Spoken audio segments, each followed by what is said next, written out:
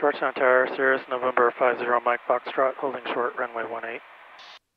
November 50 Mike Foxtrot, Georgetown Tower, fly runway heading, runway 18, clear for takeoff. Clear for takeoff, fly runway heading, 50 Mike Foxtrot. Circle. Georgetown Tower, Cirrus 814 Bravo Golf, maybe a lift downwind, request full stop 18. November 4 Bravo Golf, runway 18, clear to land. 18, clear to land, 4 Bravo Golf.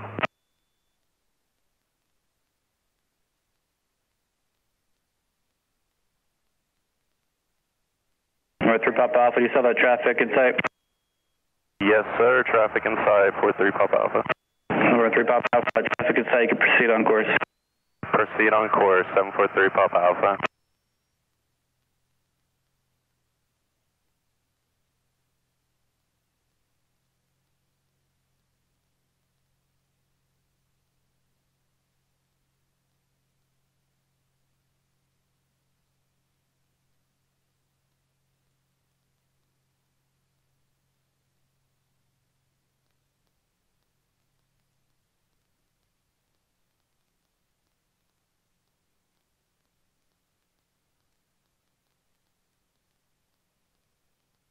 Georgetown Tower, Arizona 423, ready for departure, hold short runway 18 at Alpha.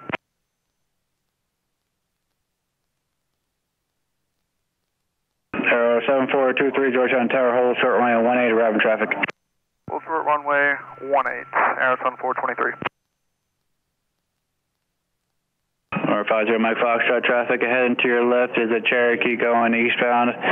If you have that traffic in sight, you can proceed on course. Traffic in sight, 50 Mike Foxtrot.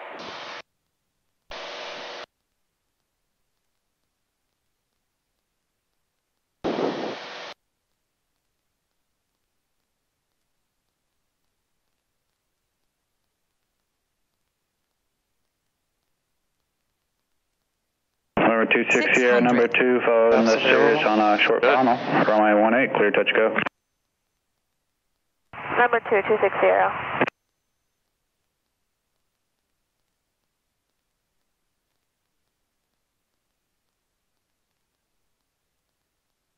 Georgetown Tower, Archer 898 Golf, 10 to the north with information Romeo. We're going to be doing a full stop for runway 18, 898 Golf. 898 Golf, Georgetown Tower, squawk 0621, make straight in runway 18. 0621, clear 898 Golf.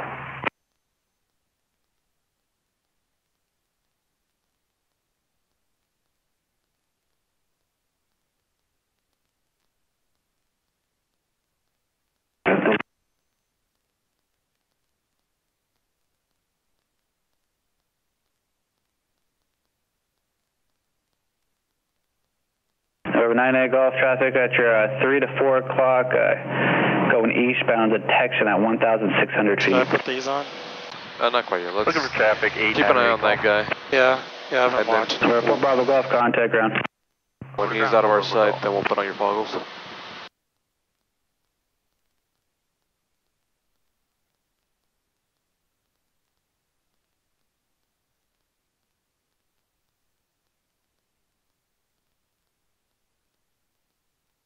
Over 98 Golf, that traffic's at your 3 o'clock for 2 miles, 1,700. Still looking, 98 Golf.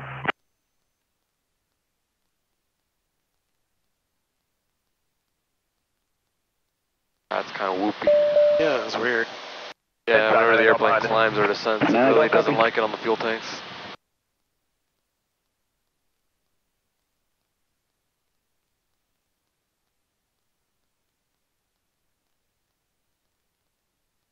Looks like this man had exactly the same idea.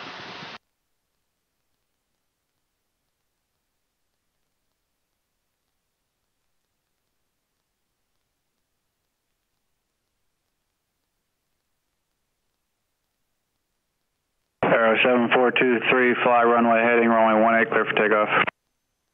Clear for takeoff, runway 18. You could always practice fly, out at College Station as well. 23 No, that's all right. heading. Arizona Go ahead and level off at 3,000 as well. Looks like the clouds aren't going to let us climb up this high. And November 7423, fly runway heading. Fly runway heading, Arizona 423. All right, good, he's breaking off. Georgetown Tower, this is Archer November 81891, 12 miles northeast of the airport with Romeo. I'd like to stay in the pattern, please.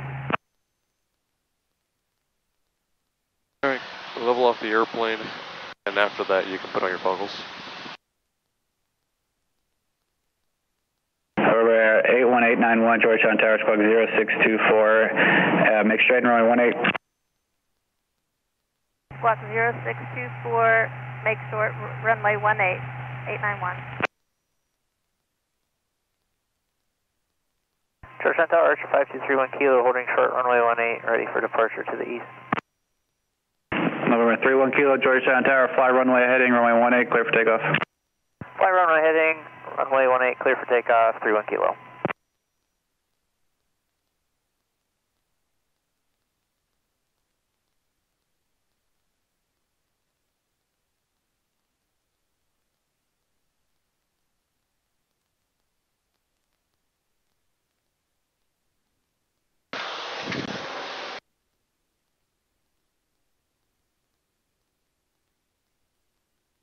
Arrow 423, traffic off your left-hand side, the Cessna making left traffic. If that traffic's in sight, you can proceed on course.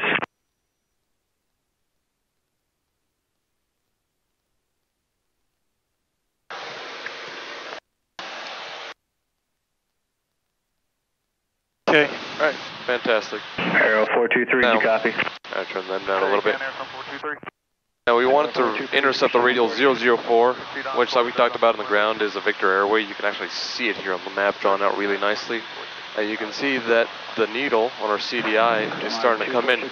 So what I want you to do is intercept that radial and start flying away with it. Extend down. Flying away from it? Start flying away from the VOR, yes. Okay. That's what I would like you to do. 98 Golf, runway 18, clear to land. 898 Golf, runway 18, clear to land.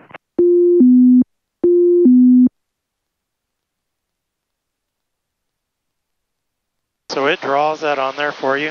If it's part of a Victor airway, yes. Oh, okay. If it's any other random radial, then no, unfortunately. Over 260 traffic on a 1 mile final to Cherokee. Do you have the traffic in sight? Looking for traffic, 260. Traffic in sight, 260. Over 260, number 2, following that traffic, runway 18, clear, touch and go. Number 2, requesting full stop, 260. Number 260, roger, number 2, runway 18, clear to land. Number 2, 260.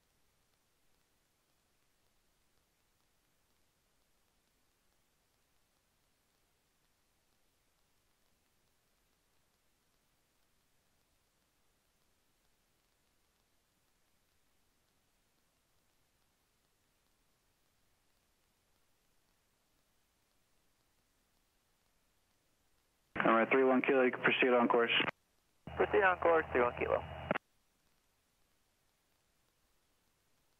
Now I imagine that you asked me to put the Centex VOR on the GPS so you can get your distance from it, because that's going to become very important. Okay. But I have a better solution, or at least something that's a little easier. If you go to PFD option and then push on bearing 1, you get a bearing towards CWK or whatever you have on nav 1.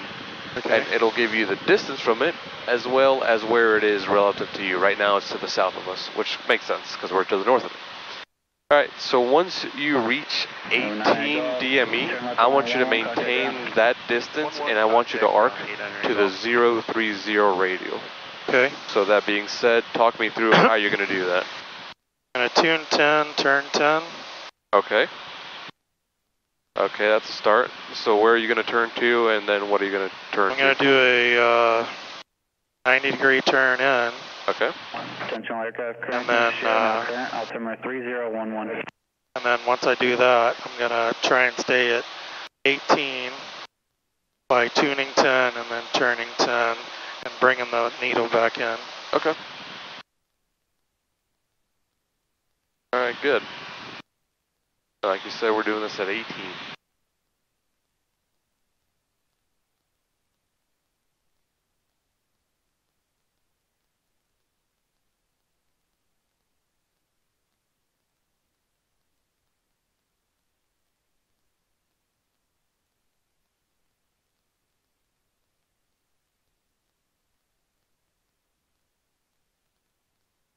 Alright, 260, turn left on Juliet, or runway 11, contact ground.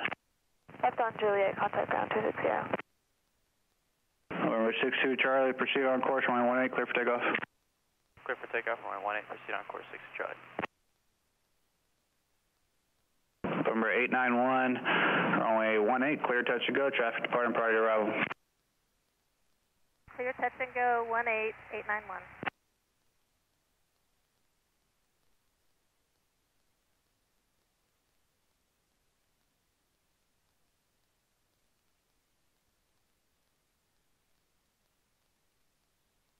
Watch your power there. Looks like you're losing altitude. I was like fighting it a little.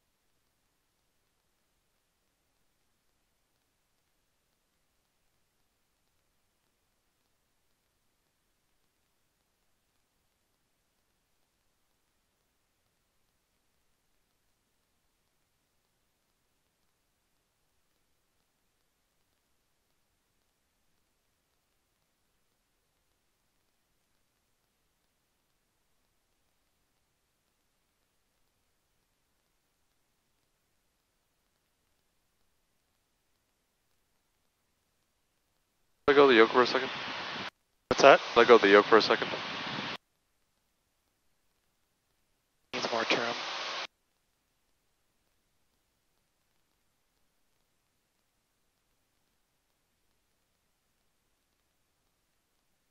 Altitude. Feels like it's Part of all that over the place. What's that? Part of that is because we're relatively low to the ground, and you're probably feeling some of those updrafts from the heat coming down. Yeah. So you are going to have to make some constant adjustments, and you are going to have to fidget around with the trim to make sure you're not working too hard.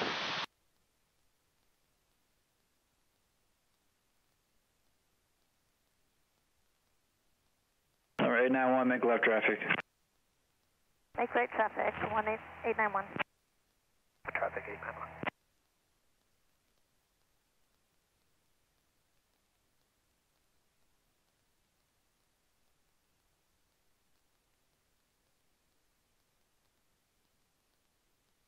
Back down to altitude.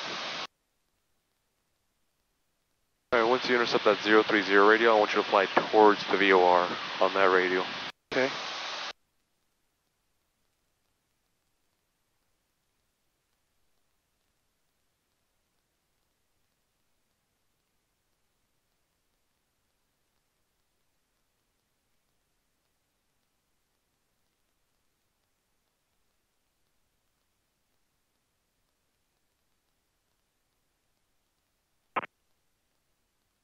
I have to wait till I intercept, or can I go now? No, in fact, you can go now. In fact, you want to lead it off, that way you don't overshoot from your radio.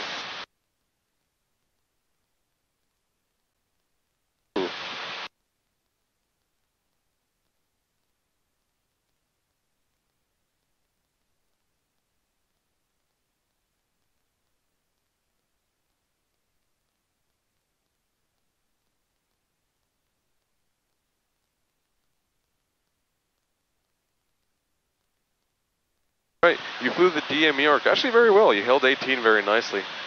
The thing I would tell you is that especially when it's bumpy like this, make sure you stay on top of your trim, because the airplane's, it's always going to change how much trim it wants. So just let go of the pressure. Try to fly the airplane with just 3 fingers. Yeah, it felt like I had to trim up and down constantly. Yeah, that's the reality of it, unfortunately. And if you find something that's deviating too much and you can't fix it quickly enough with the trim, heck, just go ahead and muscle it to your altitude and then get back. Alright, let's do another one. Keep going forward until you're at 13 DME, and then I want you to rotate, or I want you to do a DME arc at 13, all the way to 090 this time. Okay. 30 to 090? At 13, 13, and then you're going to arc towards the radial 090.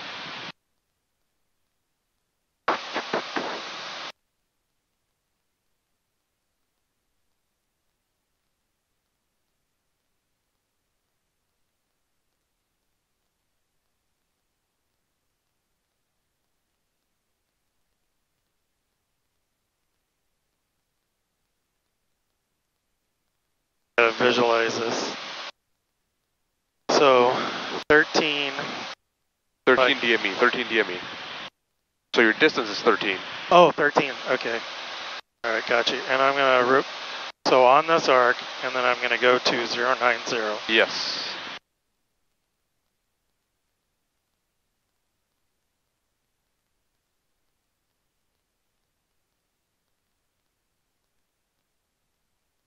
And I think we passed our distance there. Oh yeah. What do you say we just make it 12? Just make it 12. Okay. So yeah, keep that turn going because right. you're going to want to roll out at 12, but let's just make it 12.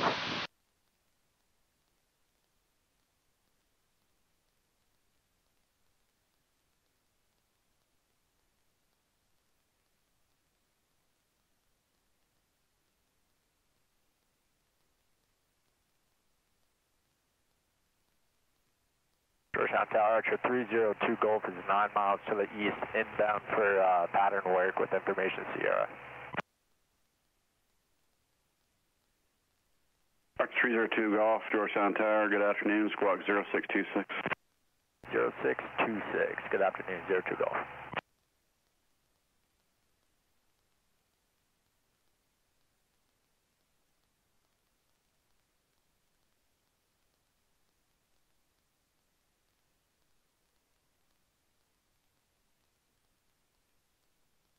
So 260 is holding short for 18, ready for takeoff. 260.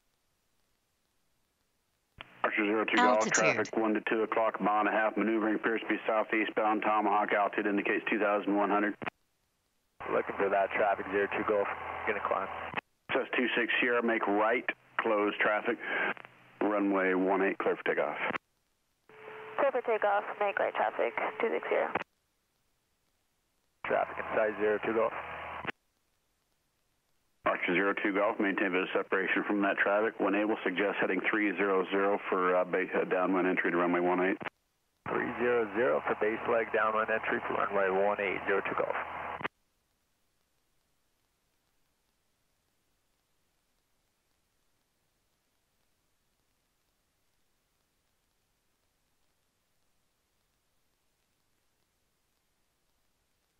Altitude.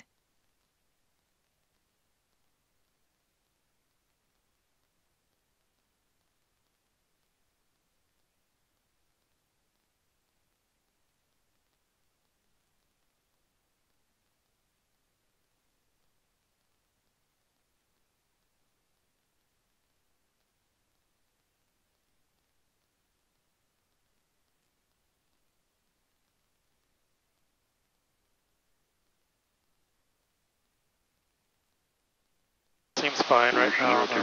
Yeah. So slightly fuller. We have information Sierra, 02 Golf. Georgetown Tower, Archer 945, Foxtrot runway 18. Request takeoff for flight downwind and heading to north. Archer 43954 Georgetown Tower, for now, fly runway heading, runway 18, clear for takeoff. Heading 18. Archer 945. Archer 945. Georgetown Tower, this Archer November 81891, midfield left downwind 18, touch and go. Archer 8901, airport wind 030 at 4, runway 18, clear touch and go. Clear touch and go, 18891.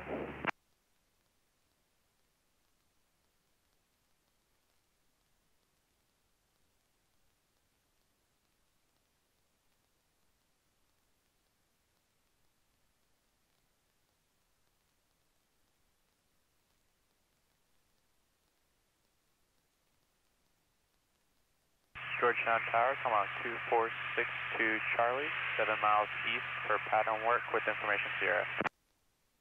Tomahawk 62 Charlie, squawk 0622.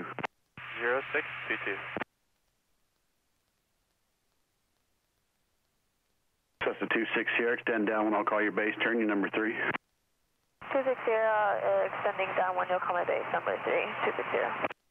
Cherokee 02 Golf, you're following Cherokee traffic on left base, 12 o'clock and a mile and a half at 1,300. Traffic inside 02 Golf. Cherokee 02 Golf, resume on navigation. Once you intercept the 090 radio, fly it away from the VOR. Follow the Cherokee on base, runway 18, cleared, touch and go, 02 Golf. The left turn out, right? Yep. Tomahawk 62 Charlie, fly suggest heading 300 for the downwind entry to runway 18. 300 for a downwind for runway 18, 60 Charlie.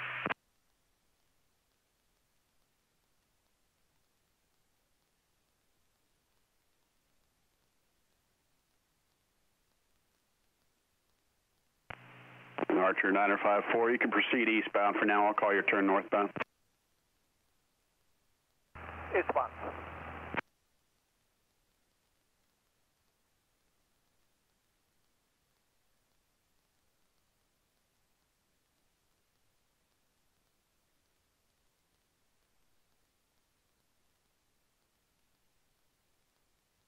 That was really good, Patrick. I can't believe you stepped into my office and said these were giving you trouble.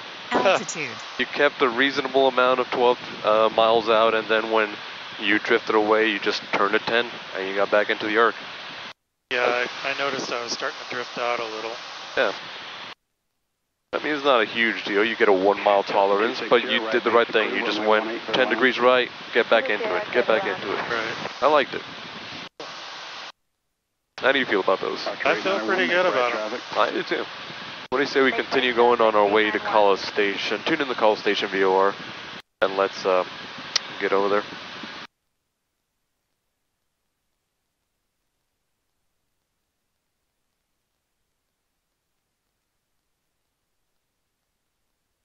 Georgetown ground, Seminole 9256 X-ray is run up to complete. 56 X-ray, Georgetown ground, runway 18. All right, Taxi great. Charlie. Do you want me on a specific radio? Nope, I want you to go from your current position direct to the College Station VOR, and it looks like we are receiving it right now, so you should be able to use that navigation to get to it. 5327 Golf, Georgetown ground, taxi via Juliet, hold short of runway 18 at Juliet. Very good, very good. And you can go ahead and set the autopilot to go fly it there.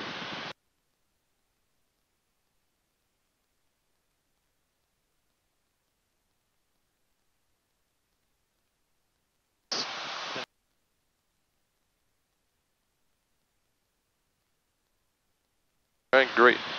So one of the things I was using over here was the bearing pointer. Have you seen this before?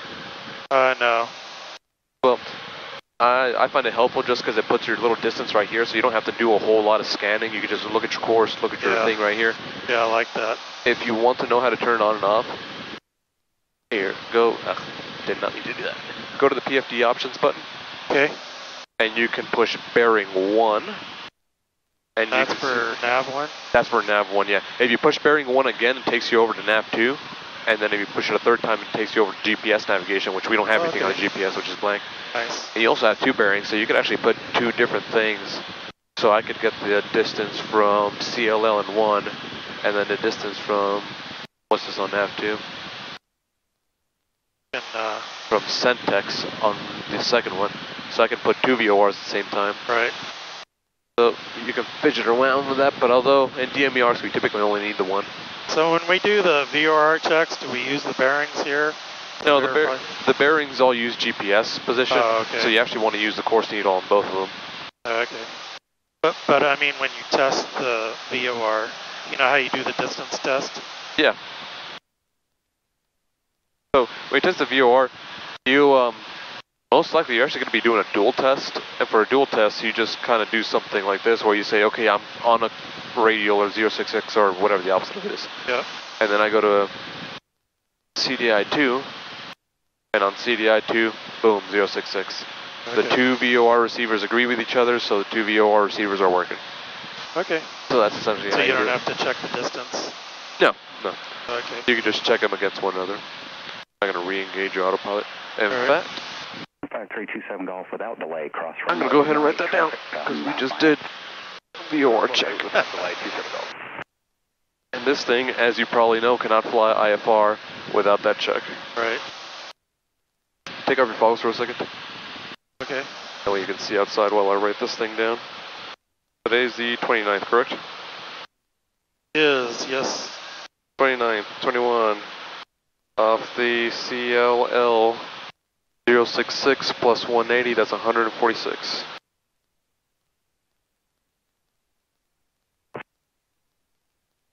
Genesis Tug, go ahead. All right. Genesis Tug, ground, go ahead. Genesis Tug, it's a golf cart. Toggles back on? Yes, please. Alright. Alright. I really like those DME arcs. Ground, Let's see your other stuff on the way to call station. That way we can make use of those 27 miles we have left.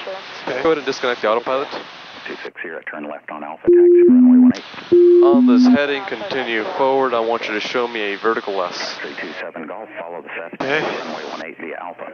What altitude? Let's start it off at 3,000. Thank you for that quick crossing, by the way. And 500 feet per minute? Yep, 500 feet per minute up and then 500 feet per minute down.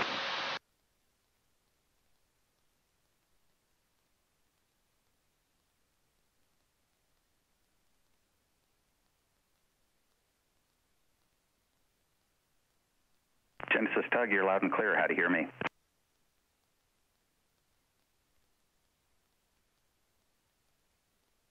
Genesis Tug, roger. I did hear the first calls, by the way. You may taxi or proceed on Juliet. Hold short of runway 18.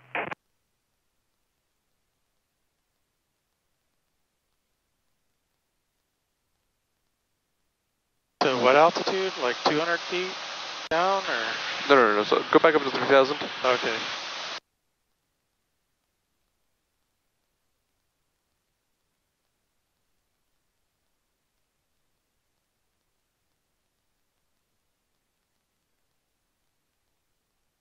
So talk me through how you do your vertical S. Trying to trim for 500 foot up and down. 500 foot up and down? Yeah. 500 feet per minute, that's what you wanted, right? Yes. So go to 3,000 and then... Now, your vertical speed, you are going to want to trim for it, but really the difference between 500, 400, 600 feet per minute is so minute that you're actually going to want to focus a lot more on your hand movements on that. You can trim to relieve the pressure, and you should to eventually relieve it, but those surgical movements are all going to be done by your hand, by your movement of the elevator. Right. So, for example, go back down to 3,000, and then we're going to start a descent of 500 feet per minute.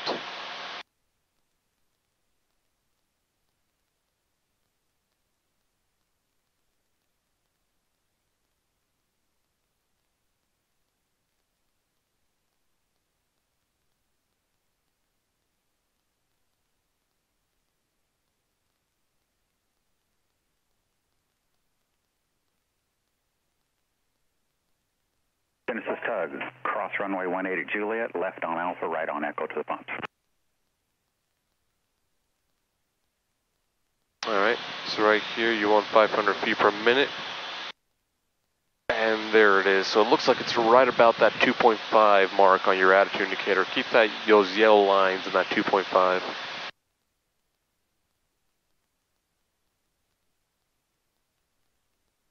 Altitude. There you are. We're just going to keep it right there. Keep it right there. Very good. And now that you kind of have that locked in, you can go ahead and trim it to make the airplane stay there.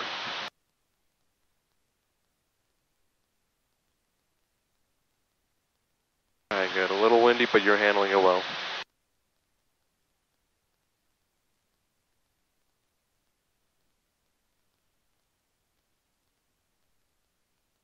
And there's 500 feet. Let's go back up for 500 feet per minute. And the same thing we did last time. Look at your attitude indicator, look what's giving you 500 feet per minute, and then trim to hold it. Okay. Sorry about those. Bird, right? Bird, yeah. I just saw that. Not that I'm supposed to, but No, they're good. My head was up a little. And Saw something black dive down. Yeah. All right, let's go back to our scheduled program. Let's go a little bit more nose high, a little bit more nose high. There you go, that's good. 500 feet per minute up is around that 5 to 4 degree mark, nose up, so let's kind of play with that so we can stay 500. So is it at least 500? No, it's at 500. You want to lock in that 500. It's 500 down, 500 up, 400 down, 400 up, 300 down, 300 up, so on and so forth. You want to be as precise as you can. Yeah, these are going to be tough on the test. Now, if it helps you feel better, the whoever's evaluating you really doesn't care if you can hold your vertical speed, or at least they do. They care that you're making an effort. But on windy days like this, it's a lot more important that you demonstrate that you're using your attitude indicator, that you're using the same, or using some consistent pressure on it. What we don't want to see is people kind of snaking around and chasing their VSI. Right. That's what we don't want to see. All right, let's go 400 feet per minute down.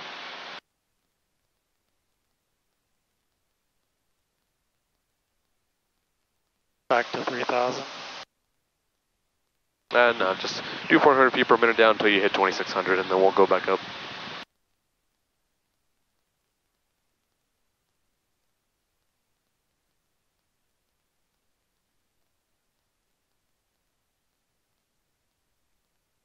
Cirrus Ground Paradise 448 Juliet Papa, midfield T hangars with Sierra ready for taxi, run-up required east departure. Paradise 448 Juliet Papa, Georgetown ground, taxi via Alpha 1 to the Charlie run-up area, and advise when your run-up's complete. That's Alpha 1 to Charlie, Juliet Papa.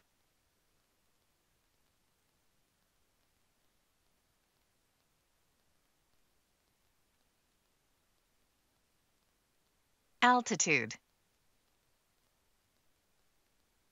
Nice, making those small changes with your attitude. Go a little bit nose down.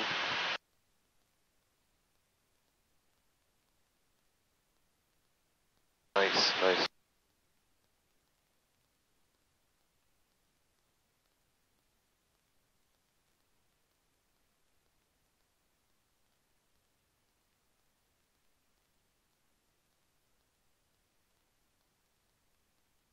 Right here. 2,600. 2,600, let's go back, nose up, 400 feet per minute until we reach 3,000.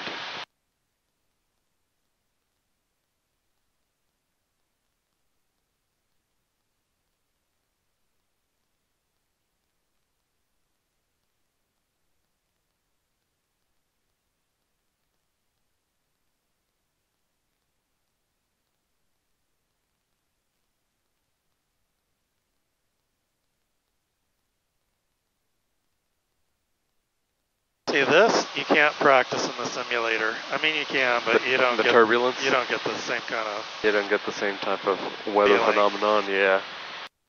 All right, once you level off at 3,000, you can level off and continue going to call station. Okay.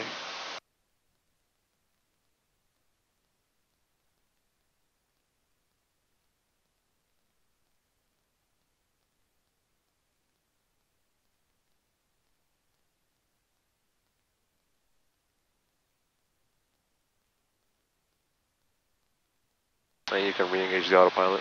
Genesis Tug, roger, proceed on Echo and Alpha, hold short of Juliet.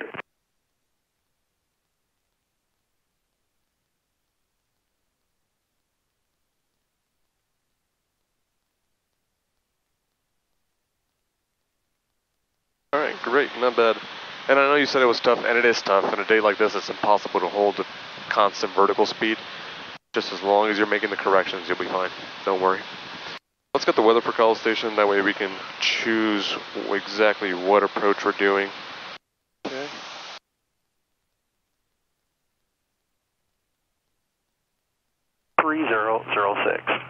Localizer back course RNAV approach and use arriving departing runway 17. Advise this contact. Give information Bravo. And you continue copying it. I'm going to give us a heading for a second. Okay.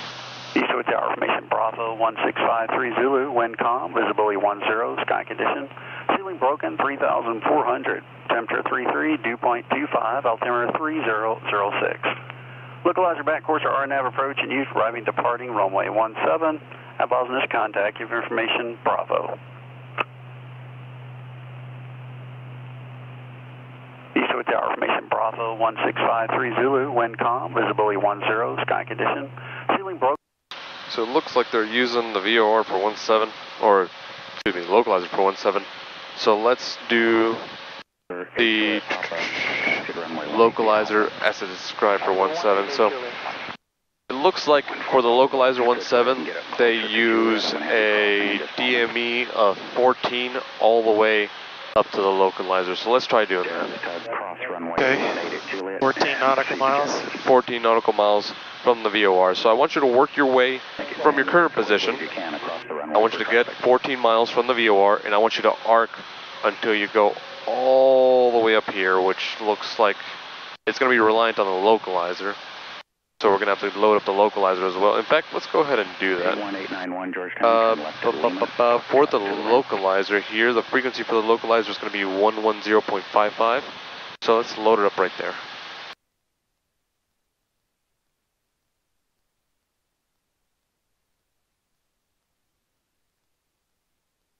Oh, excuse me, it's 110.55.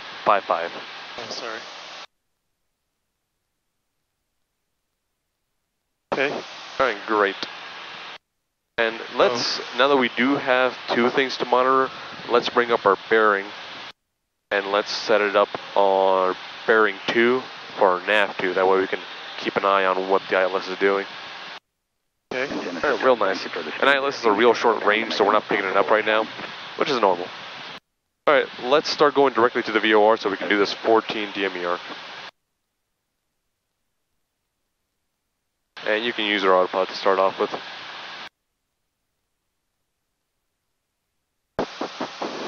Well, I had it on heading mode. You're going to want to. Oh, yeah. Yep, I just wanted to give us a random heading just to give us more time to get the weather and get all the things set up.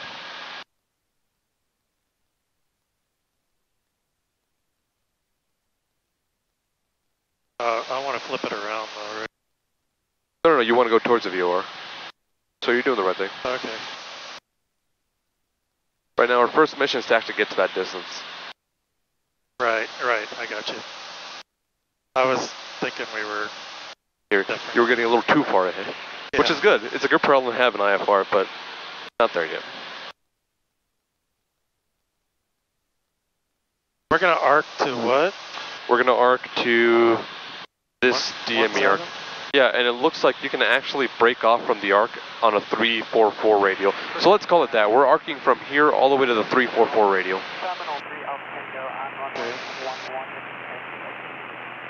Terminal 3 Alpha Tango, Georgetown. Good afternoon. Taxi via runway 11 and Mike. Runway 11 and Mike.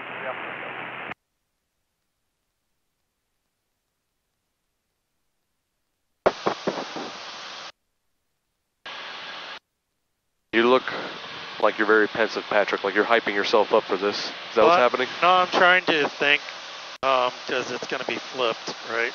It's gonna be kind of flipped. Yeah, because I'm actually going this way, but I'm coming in on 3-4 over here. I'll be going to like 1-6 maybe, or 1-5. You can go to 1-6. Now, when you say 1-6, what do you mean? I'm going to be arcing to the right, right? Yeah, we're gonna be somewhere down here. We're to the southwest of it, and we're gonna be arcing like that. Yeah. All right. Gotcha. Yeah. No, I'll switch to. Be a good time.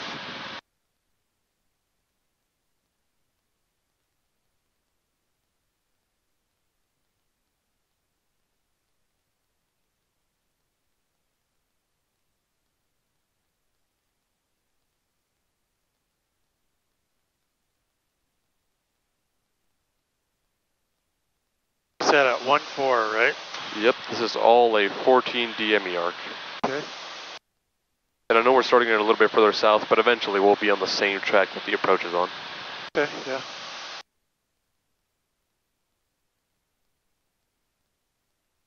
I do not have the radios tuned though to call station? Yeah. Don't worry about that, I'll handle most of the calls here. Alright. We'll be doing 118.5 here. I want you to focus on the DME arc. I know you can handle the radios. Eastwood Tower, Cessna 50291, holding short 17 for south departure. 50291, runway 17, clear for takeoff, southbound approach is approved. Clear for takeoff, 2901. Go 48, how will this approach terminate? Go 48, Austin Tower. After that, you can expect left close. Go 48. I see your heading, and I get the feeling we're going the wrong way, because remember, we're coming in from the southwest, right? Going in like this. So to do this arc, it's going to require a left turn. Oh. So it's a 291, no delay. Yeah, you're right. Roger, no delay, 291. Well, 14.9, 14.8. Let's make sure we lead it off. That way we roll out at 14 as close as we can to it. 48, runway 17, clear for the option, winds of verbal 3. Go 48, gear down, clear for the option, runway 17. Eastwood Tower, Cherokee 3591 Romeo, eastbound, request some touch and go with information Bravo. Cherokee 3591 Romeo, understand you're about 6 southeast of the airport? Yes, sir. 91 Romeo, just reported midfield left downwind for runway 17. How many touch and goes are you looking for? Just one. Thank you. What's your intentions after that? We'll be departure back to Carl. Tower Romeo. Copy that, thank you. And go back down to 3,000. There's a couple of clouds above us. Bravo Sierra, holding short, runway 17, ready for departure. In fact, if you can, go down to 25 to get us further. Hold short 17, 212 Bravo Sierra.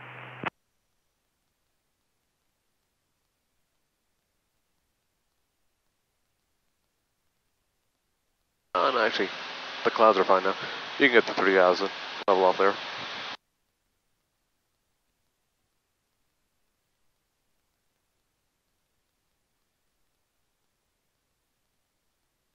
Eastern Tower, Bonanza 8385 November 10 north inbound to Bravo. Bonanza 8385 November, looks like you have traffic in your 12 o'clock there for 2 miles, stand by. And go 48, let's change it up, go right close, you can start your right close. Go 48, go right close. Bonanza 85 November, just continue on the straight in, you'll be following a Cirrus coming up to a 6-mile final. 8 November. So that's the 212 Bravo Sierra, runway 17, clear for takeoff, southeast departures approved. 17 clear for takeoff, 212 Bravo Sierra. And Bonanza 85 November, squawk 0445. 0445, 8 November.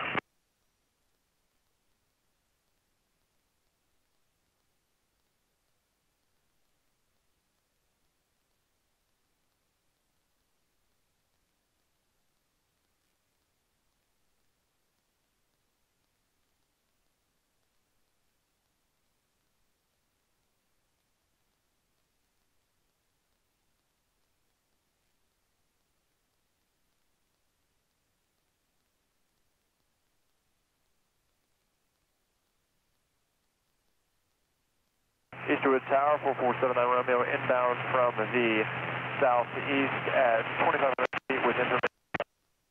479 Romeo. And November 4479 Romeo, just reported midfield left downwind for runway 17. Reported midfield downwind for runway 17, 4479 Romeo. Go 48, runway 17, clear for the option.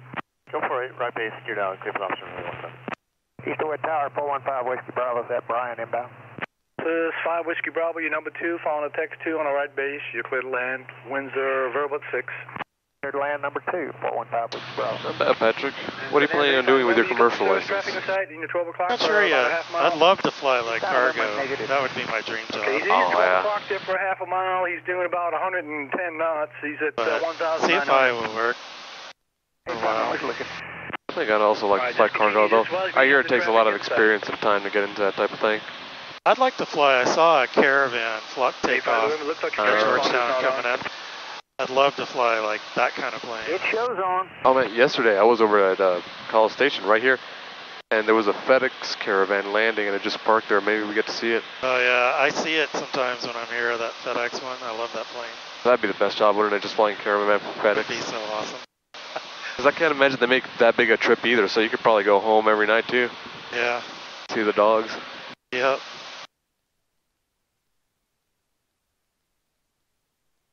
And 85 November just came on. Do you have the traffic in sight? Negative. Okay, just continue. Again, he's in your 12 o'clock for half a mile. Is he the one landing? Yeah, he's a full stop. Found him, but I'll slow it down. Altitude. Yes, sir. He's doing 120. Eastwood Tower, 91 Romeo at the downwind, 17. Code 48, just break out to the west and just give me a call on about a 3-mile initial for runway 17. So you're going to be flying passengers. Yeah. Excited about that or You're no? going to be number 3. You'll be I am. on a 2-mile. I was excited about it until one of my students said, I fly commercial all the time. You have no idea how many people get belligerent and how many people the pilot actually has to talk to. Yeah, I saw there's a show that's on TV, has to do with the airlines. Yeah. I saw this really belligerent guy trying to get into the cockpit. It took the first officer, he had to like tackle the guy to the ground. It was crazy. Yeah, like The guy was drunk and he put everyone's life at risk. the first guy just said, like, you're going to have to deal with a little more people than you think. And I was like, well, that sounds awful. And then the second guy I talked to, he said, there's going to be people that try to tackle down the door, bring a gun. Yeah. And I thought, wow. I didn't know it was that bad in the commercial world. I don't fly as a passenger very often, so. Thank you. I've never seen You that, got the Bonanza traffic inside? you know, when I've flown, but we live in strange times, you know? Yeah. Oh, yeah, that's also, like, they're reporting, like, the amount of, I don't even know what to call it, passenger uprising or just passenger complaints. Incidents with passengers has skyrocketed. You clear touch and go, and after you touch and go, you got a left turn out to the southeast. Clear touch and go. Now And that's why Ryan and everybody else who's flying commercial and is going through the training, half of their training is their instructors telling them, don't be rude to the stewardesses. They don't get paid nearly enough to deal with people's crap. Contact Yeah. 128.7, 127. No, people can be so rude. I don't know why. Like, just put on your headphones and, like, enjoy the flight. Just F and relax. Enjoy your bag of peanuts. I mean, me, like, turbulent days like this, I love flying like this when I'm a passenger. So I can just, it just rocks me to sleep. A lot of people get nervous, but I like it. Me too. That's exactly the type of flight I want. Just some gentle rocking. I got my little gel pillow. You can Yeah. do a right brake, and we'll do it right brake at midfield. Go 48, right brake midfield, and this will be a full stop. After that, thank you. Tighten this up a little. The funniest part of that is I've seen you reach for that altitude selector when you mean to reach for the course knob like more than once. Yeah, sometimes Old habits. I got to use my simulator more at home. I'll break the habit. Not necessarily bad. It's just kind of funny to see. This thing's way more useful than this anyway. Yeah. You'll be also happy to know that VORs are going out of style and that nobody, almost never, you'll have to fly a VOR approach. Right. So the GPS approach is primo stuff. Oh, yeah. Yeah, I can't wait to get to the next stage where I start learning about all the different stuff on the charts. And Oh, that's the juicy part of it. Also, look at this arc. It's a nice looking little arc. oh, cool. Pretty happy with it. Let's see, so we're going until 344, so we still got a little bit of ways to go. Doing good though. Going nice and consistent.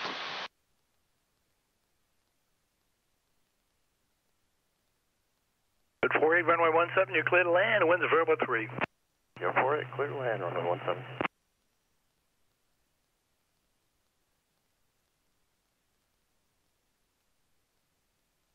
Turned in too much.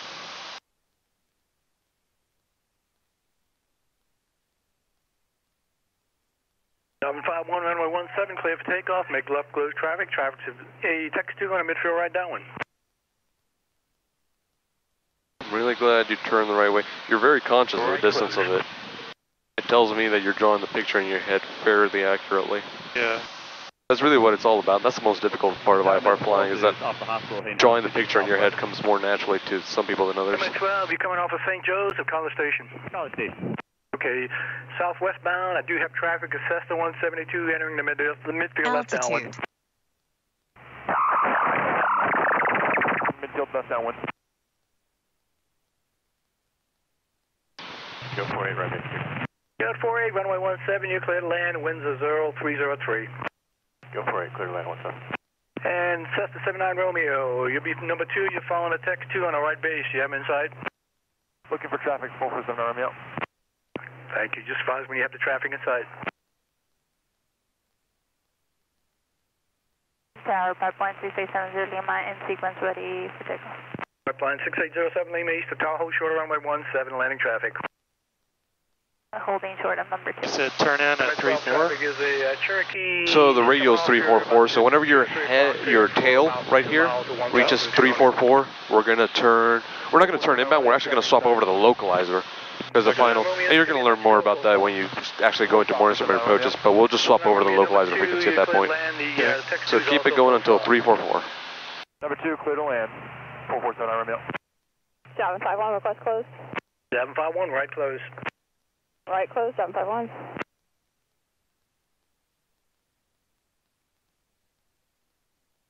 And Tower Med 12, we're going to stay down low until we get past the runway. Med 12, thank you.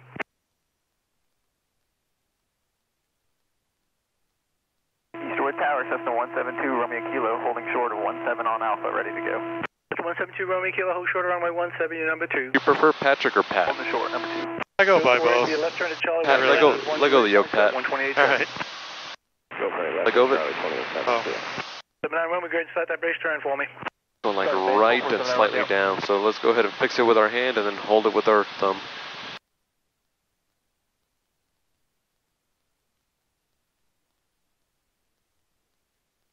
771, you're number 2. You're following a Cessna that's on the left base, about a mile northeast of the airport. Report the traffic inside.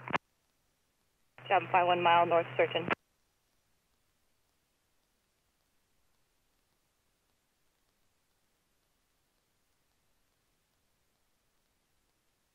Nice, nice. Look at that. Airplane's flying itself. You may think that's being a little nitpicky, but the best feeling in the world is whenever you become a CFI and you show your students instrument approach that they're struggling with, and then you just trim the airplane, let it go, and then it does the instrument approach itself. And I'm of course talking about when you intercept glide paths and all that stuff, just it just does this descent by itself.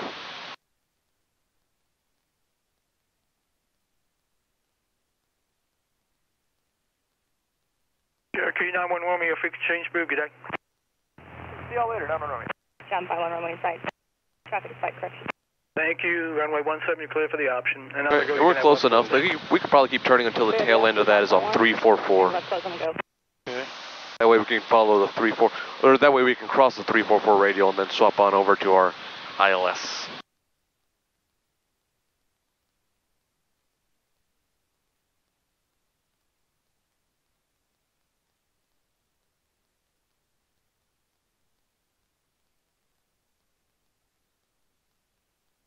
And right here on navigation 2, we see the ICLL, meaning that we're now picking up the ILS. So we're in a pretty good shape. It in fact looks like we're about to intercept our final radial, this radial. So let's go ahead and swap over to the ILS instead. Let's go to CDI 2. Alright, cool. You'll notice that ILS, it's kind of like a VOR, but it only outputs one radial. So let's put that on a course of 166, and that's going to lead us to the runway. So what on the course? The course is going to be 166. Down Med 12, clear to the southwest. That's one, thank you. Top there, right? Hey, we want to be going to it. You want to be going to it. That way we can follow it towards the, towards the airport.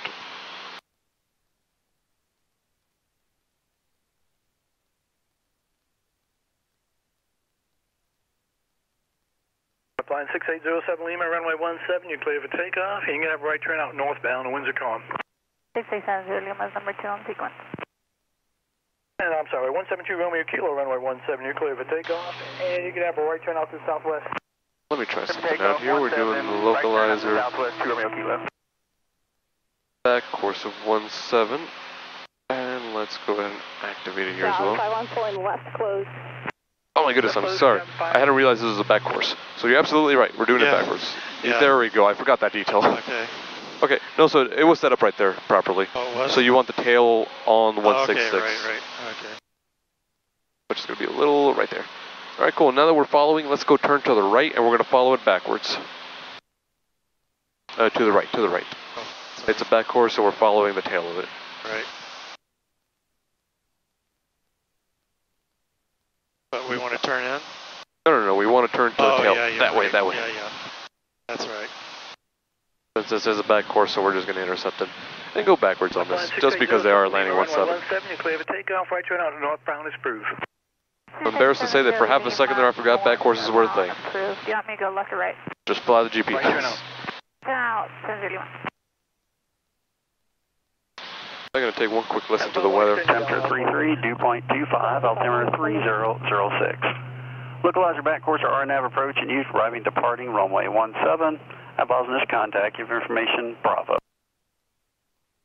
Alright, so in the midst of our confusion, we have lost the localizer. So let's go ahead and turn a little bit more to the right so we can get it back centered.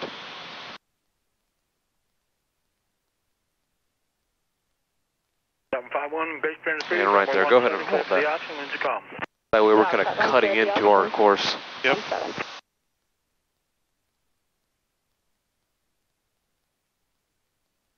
And good, you can see it's coming in, so whenever it gets closer to your middle, you can go ahead and lead it off.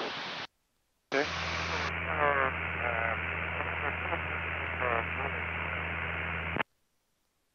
Calling Eastwood Tower, that was totally unreadable.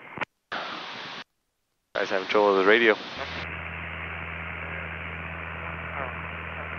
Yeah, that was me when I used to fly at Pilot's Choice.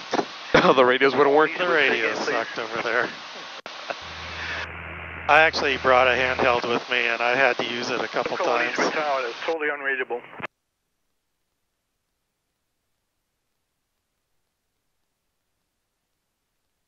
Alright, I'm going to go ahead and try this. We are 12 miles north. Eastwood Tower, Cirrus 50 Mike Foxtrot is 12 miles north, inbound for a touch and go, and then a westward departure. Cirrus 50 Mike Foxtrot, understand, next straight in final for runway 17, report out, correction, port 4 miles out. We're at port 4 mile final, and we have Bravo, 50 Mike Foxtrot. Thank you. Were you the one trying to call me a little while ago? Negative, sir. Okay, thank you. Altitude.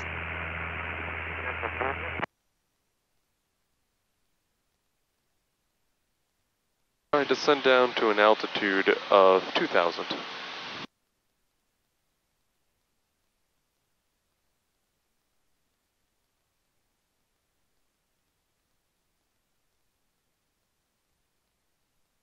Go ahead and do the... Yeah, you can do it. In fact, let's get our descent and our before landing checklist out of the way.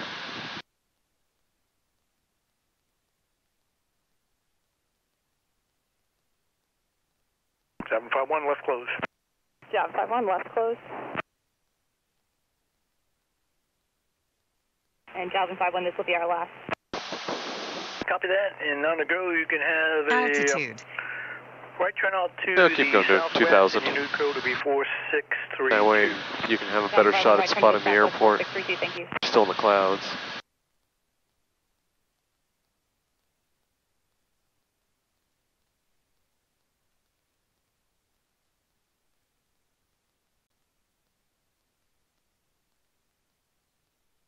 Vertical track. Hey, look at that.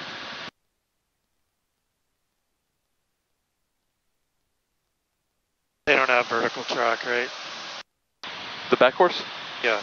Yeah, that vertical track right there is something the GPS and the Cirrus made up. 17. It's still good guidance and you can use it for guidance, but if you're doing that, you want to make sure you double check your plates to make sure it's following the proper altitudes. I haven't seen it fail yet, but there's always the off chance.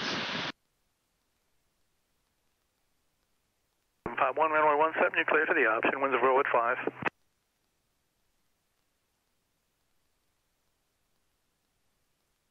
Seven 51 runway 17, clear for the option.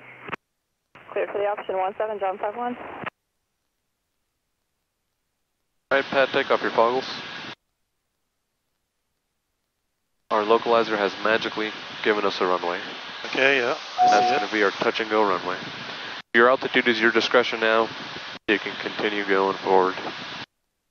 Pipeline 70 limit traffic is Cirrus inbound. He's bound in 12 o'clock for 2.5 miles. He's at 2,000. Level off at 2,000. Level off at 2,000. Cirrus 50 Mike Foxtrot traffic in your 12 o'clock for 2 miles. The pipeline at 1,000. Look at the traffic. 50 Mike Foxtrot.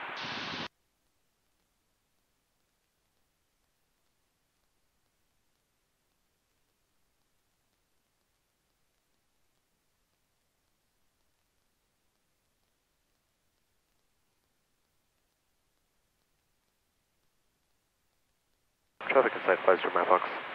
This is 20 Mike Foxtrot, thank you. Runway 17, you clear touch and go, and after you touch and go, you're going to right turn out to the west. Clear touch and go 17, right turn out to the west, 50 Mike Foxtrot. Alright, we've been... have that traffic off on. Zero Lima, thank you. Fix your change approved. We'll talk to you next week. That's also a nice little gig for when you get your commercial. It's a little pipeline inspection. Oh, yeah.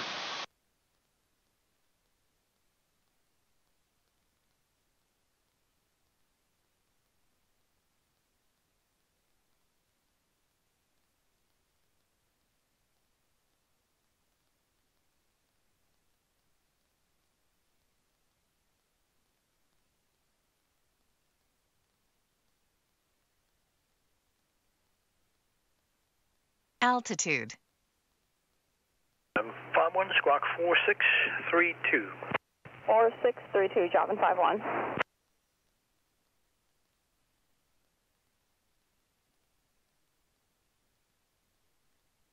Dropping 51, contact Houston approach for 134.3, good day. 134.3, dropping 51. Thanks for the work, see ya. Good day.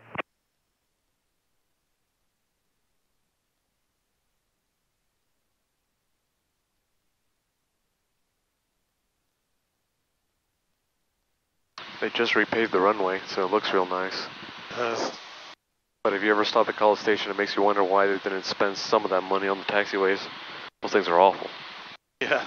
Just... Make sure the rich fuel boost is on. Looking good.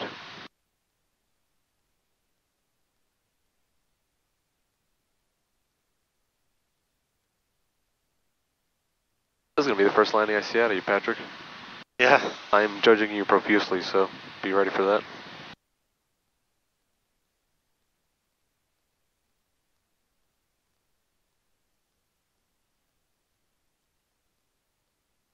$500.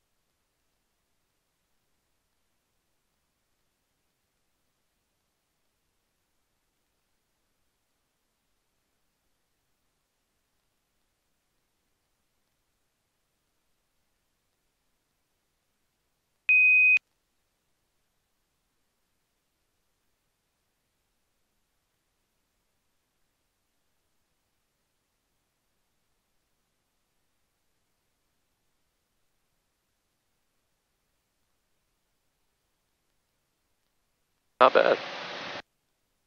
Thanks. Who taught you how to land, Rachel or Ryan? Rachel. I mean, she taught me how to land in the Cirrus. Did I? Thanks.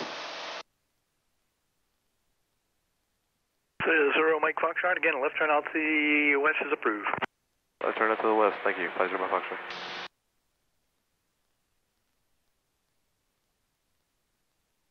Alright, let's go on a west heading after this. Okay. So far, I'm fairly pleased. I'm interested to see how your compass turns go. And then after that, I'm sure I'll be impressed again. And then we can move you on to the juicy stuff of actually flying instrument approaches.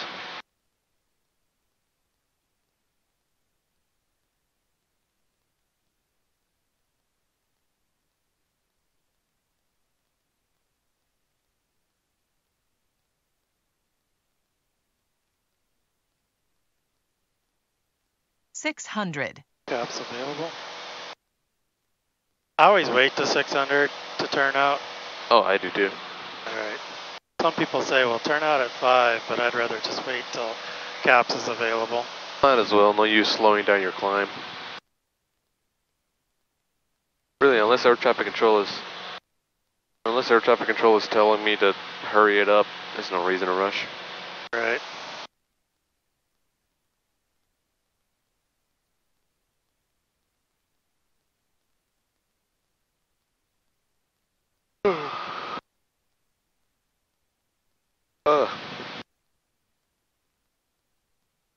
Well, I set it for 55. We're going to have to be down at 35, though.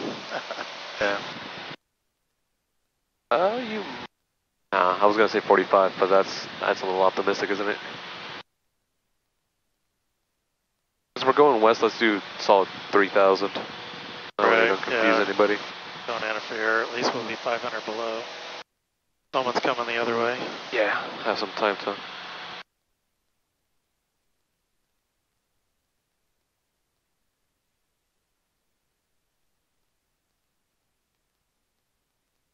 Whoa. I got it. Airplane thinks it's still on the dang approach. That's weird. Didn't tell it to do any of that. I know, I said heading. Yeah, I got a little text from Bill and I felt the airplane moving. Alright. And I was looking down, so spatial disorientation, right? Yeah, you're just like, oh man, we're tipping over. That's weird, nobody told it to do that. Yeah. It really wanted to do that approach. Alright. I'm gonna grab a sip of water and then when we get to 3,000 we'll do our compass turns. How do you feel about your compass turns? Pretty good. Yeah. Oh, by the way, are you recording audio on that GoPro? Yeah. Oh, great. Yeah.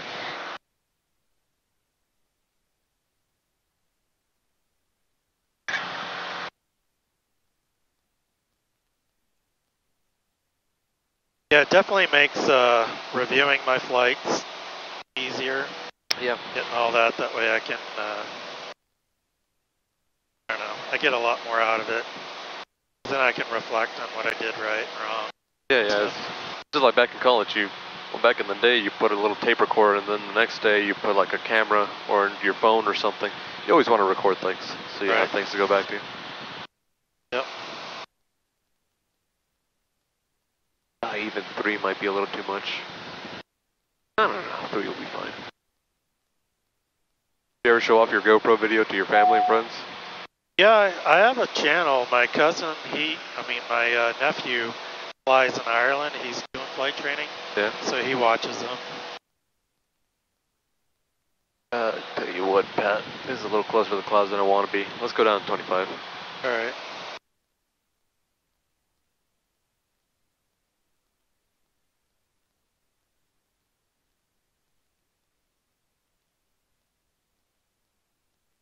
Yeah, let's pull back some power to help out with the descent.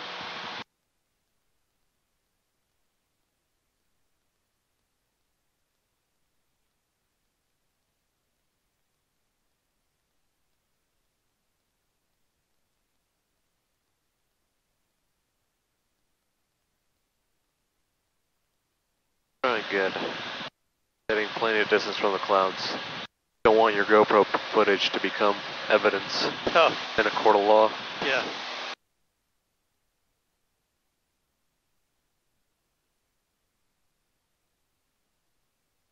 Although you don't seem like the type of guy that would get into trouble with the law. I hope not. I've never have in the past, so I don't expect to.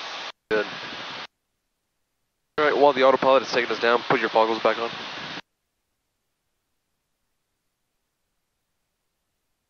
Eastwood Tower, Cessna 212 Bravo Sierra, 12 miles to the southeast of the airport.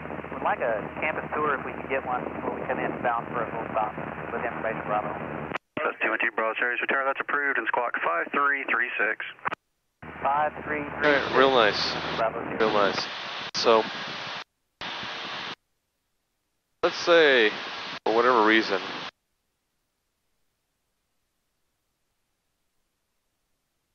slightly too lean there. Bring it forward just a tad. Yep. Nice. Okay, so let's say for whatever reason you lose your HSI and you need to make a turn to, let's say, the north. How would you do that? I lose this? If you lose this and you have to resort to using this little whiskey compass, right? How would you use this compass to turn to the north? Well, I would follow it to the north. I'm headed on a east-west, so it shouldn't deflect from turning too much right now, but it does from power changes, if I recall. Yeah, so if you're on the west, you're absolutely right. Yeah. West is pretty accurate. Yeah, I'm going to turn to the right. Okay. All right, go ahead and show me that.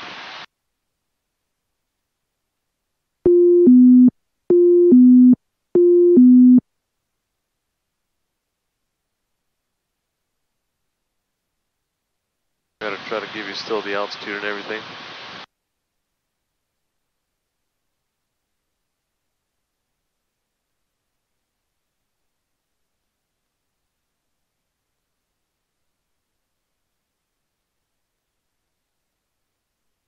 And Easterwood Tower, citation 105, Alpha Delta's with you on left base visual now, runway 17. Citation 105 Alpha Delta, Eastwood Tower, good afternoon. And you're cleared to land, winds available at 3. Okay, we're cleared to land 175 Alpha Delta.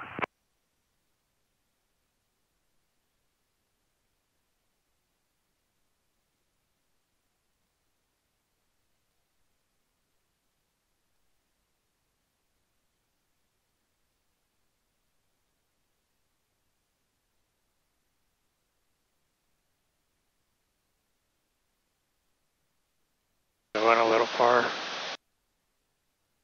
Yeah. Here, go back to the west heading. Yeah, I didn't pull out soon enough, so the turn was leading the compass, basically. Yeah, and that's normal for a north turn. You ever hear the acronym UNOS? You undershoot your north turns, you overshoot your south turns. Right, yeah. So whenever you're going to the north, really, you're going to have to stop slightly before north on the magnetic compass to get that north heading. And whenever you're turning south, it's the opposite. You're going to have to go past it. Yeah. Exactly. Yep. Go ahead and straighten out on the west heading and take off your foggles for a second. Good, I'm going to go ahead and reach back for my little sticky tool.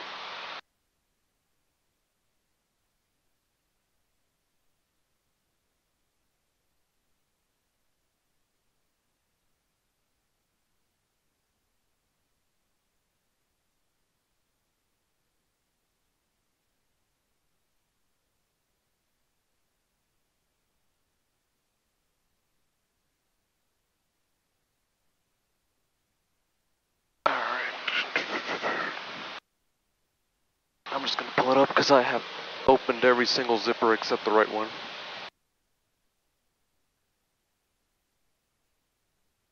Alright, this is what I wanted.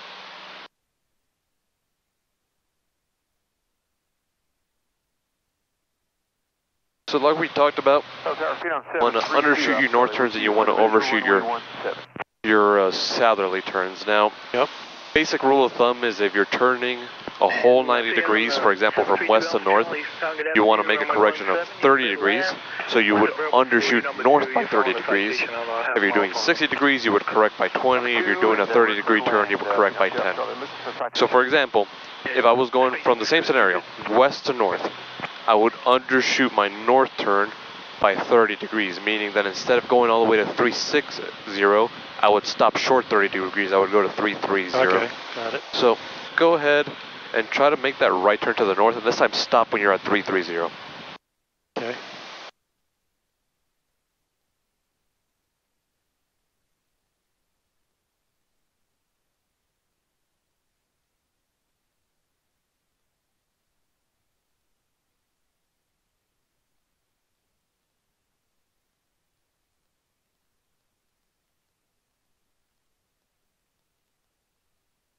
We see that the compass is kind of lagging behind, getting slow. Keep it going until you're at 330. We're going to miss that. We'll have to go to the next 170. Fine. Left turn at the end. That's Charlie. Ground is 128.7, 128.7. 28.7 There's 3.3. Let's level off. The compass is going to catch up to us. A little closer. Yep. All right. Let's go back to the west heading. Now, you'll remember we said that your west heading is going to be pretty accurate. So instead of undershooting, correcting, something like that, let's just keep rolling until we get that west turn. And try to keep your degree of bank consistent, somewhere between 15 and 20 degrees. Okay. That usually helps these go a little smoother.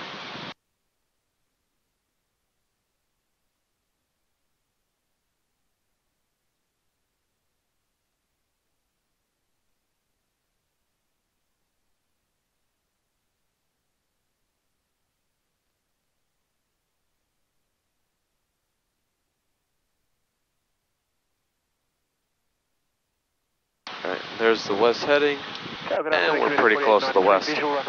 Alright, Patrick, let me ask you a similar scenario. Let's say we're going from this west heading, which is accurate on the compass, and we're going 90 degrees left to the south. How would you do that? I would lead it by 30 degrees. I would go past south by 30. Alright, cool. So about what heading would you be looking for in your compass? 1-5. Okay, 1-5. So let's go ahead and try that turn to the left, and again, keep your banks consistent, between 15 and 20 degrees of bank. Okay.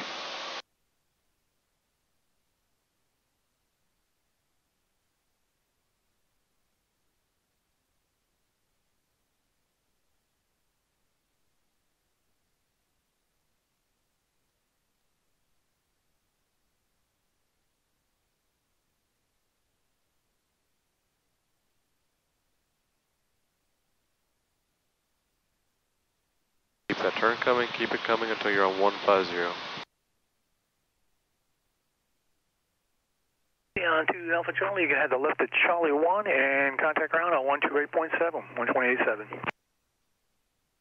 Okay, I believe we got Charlie 1 and to the ground, to Alpha Charlie. 176, pretty dang close to south. Yep.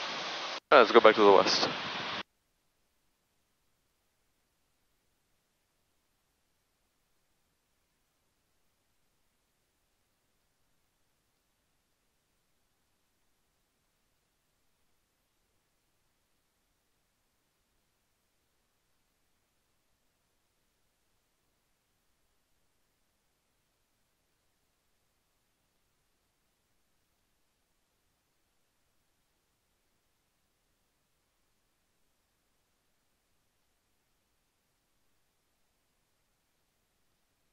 All right, Patrick, one last scenario. A turn to 330, how would you do that from this heading? The 330? Yes. So before you do it, go ahead and talk to me about how you would do it with the compass. Oh, with the compass. Yeah. You said 10 degrees, so I'm going to be headed towards the north. So I would say I would go to 320. 320. Because I want to, because it's going to lead me a little bit. So it's going to be a little bit more than 10 degrees, just because, remember, it depends how much you're turning. If you do 90 degree turn, you correct by 30, 60 degree turn, you correct by 20, 30 degree turn, then you correct by 10. So roughly a third every single time.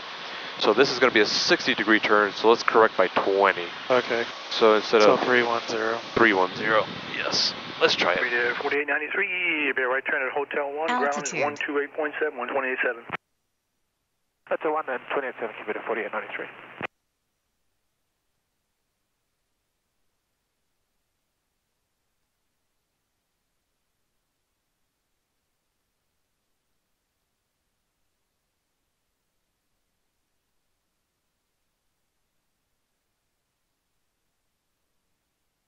There is 326 Charlie Mike, East of Town, runway 17, fly the runway heading, maintain 3000, clear for takeoff, winds of robot 4.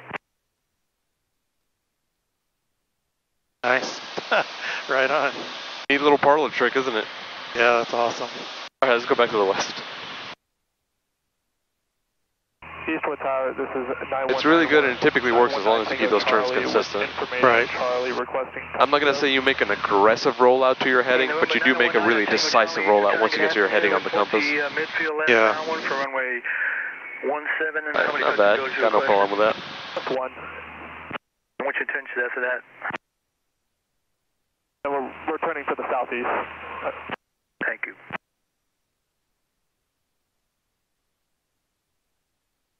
Alright, not bad at all. Do you still have your syllabus handy? It's on the back. Can you reach it from where you're at? I can't. You cannot? Is it in your backpack or? It should be on the seat behind me. Oh, the seat behind you? Yeah. Like on it. Oh, on the chair. It's I think it's on the chair. Continue looking forward. Altitude.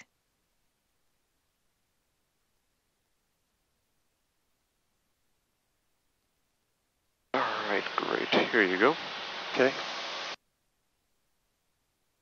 Alright, let's do one lap around the IFR pattern before we go back. Today's been going good, so I figure I just look at one thing of each. Then afterwards we can knock your stage one out. Alright, my controls. Your controls. My controls. Go ahead and find the IFR pattern inside your syllabus. I'm going to put you up here at 3,000. 6 Charlie Mike, contact use approach 134.3, good day. After approach 326 Charlie Mike, good day. This one? That's the one, yes. Okay.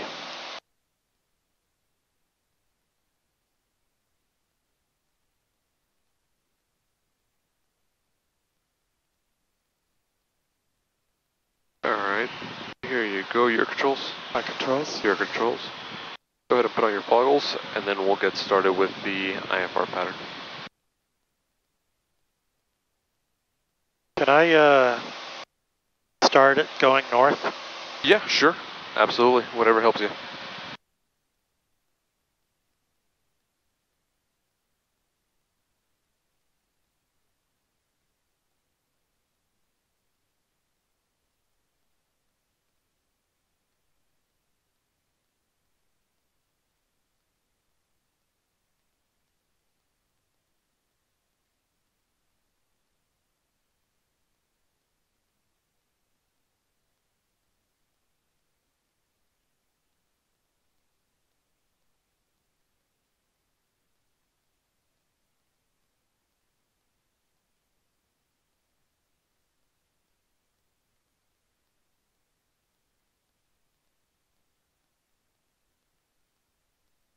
Altitude.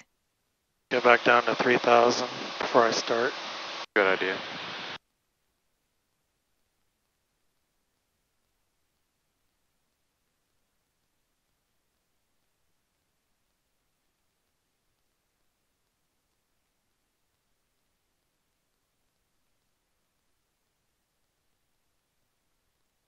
Number 2 Bravo, sir, be left on 29, left on Charlie, and contact ground. Left on 29, left on Charlie, contact ground. Before you do this, actually go to the west a couple miles. We're in the middle of a parachute area. I would prefer to do the IFR pattern elsewhere. Let's go to the west. We'll go up for about 10 miles or so, and then we'll give ourselves a back. Okay. 732 Alpha Charlie, Eastern Tower, runway 17, fly the runway heading, maintain 3,000, clear for takeoff, winds of robot forward. Fly runway heading and maintain 3,000, clear to go, runway 17, 732 Alpha Charlie. Eastwood Tower, Roughneck 23 is with you on the VOR 11. We'll plan to circle the runway 17. Roughneck 23, Eastwood Tower, good afternoon. Plan to circle to the northwest for the right base to 17 and advise when commencing the circle. Roughneck 23, we'll plan to circle to the north for the right base 17, and we'll advise when circling. Good afternoon.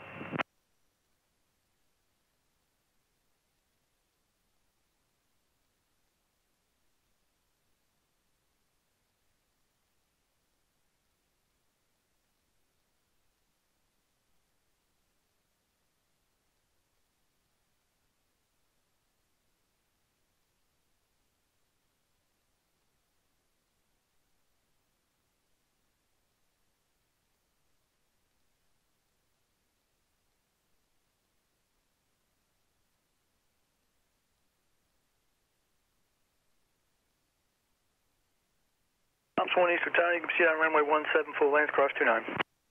17 across 29, up 1.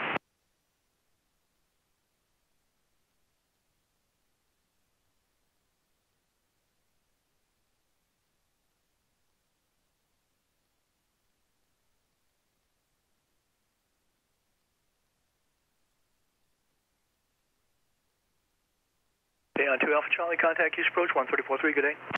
I'm 2 Alpha Charlie, right, good day.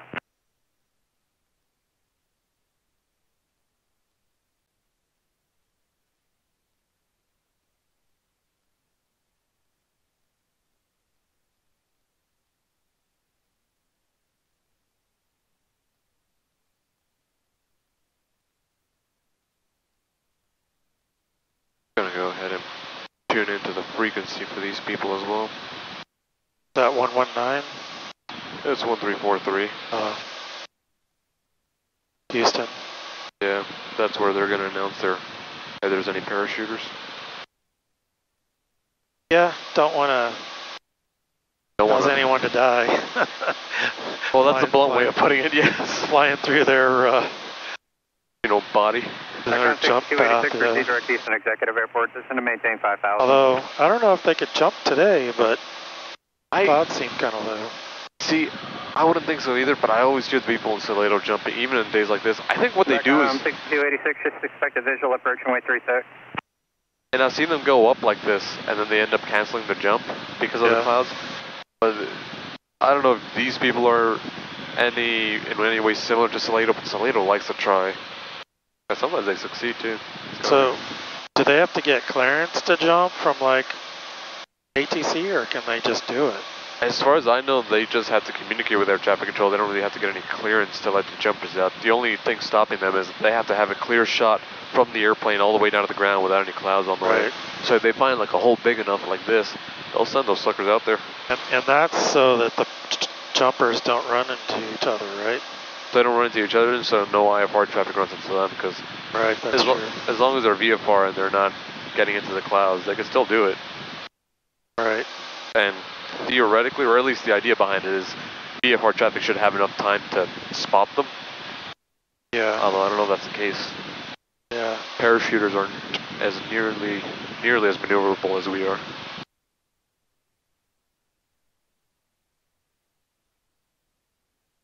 Alright, we'll go forward for maybe 2 more minutes and then we'll do our IFR pattern. Number 2, Charlie Mike, there's a group of gliders, 12 o'clock and about 10 miles, show about 4 of them.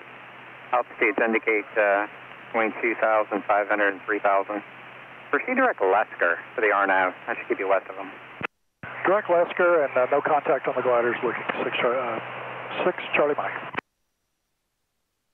You can start turning right to the north and then we'll start our IFR pattern. Okay.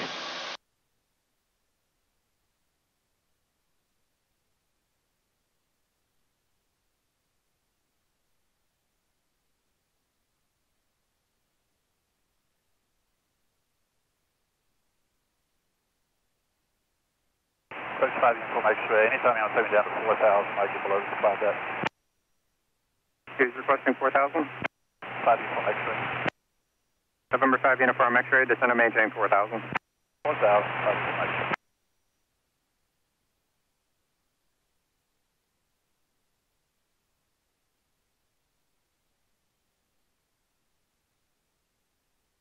Okay. Start it now. Alright. And approach coming 954 Tango Echo. I'm going to have to do the same thing, descending to 4. November 4 Tango Echo, I'll see your discretion, maintain VFR. 4 Tango Echo.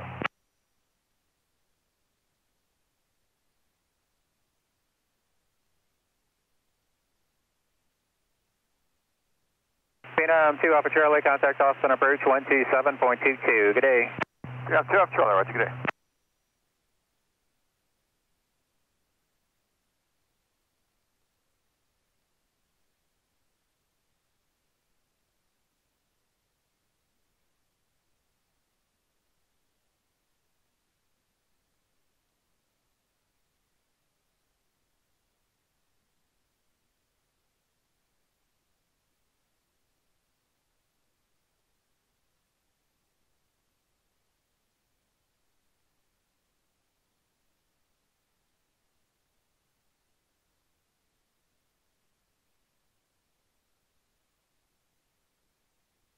SATCOM 6286, traffic 11 o'clock, 8 miles northwestbound at 6,000 Skyhawk.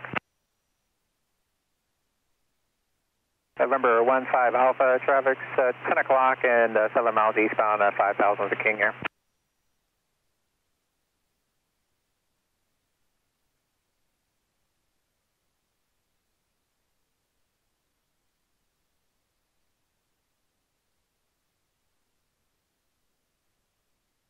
SATCOM 6286, contact Houston approach 123.8. November 6 Charlie Mike, contact Eastern approach 123.8.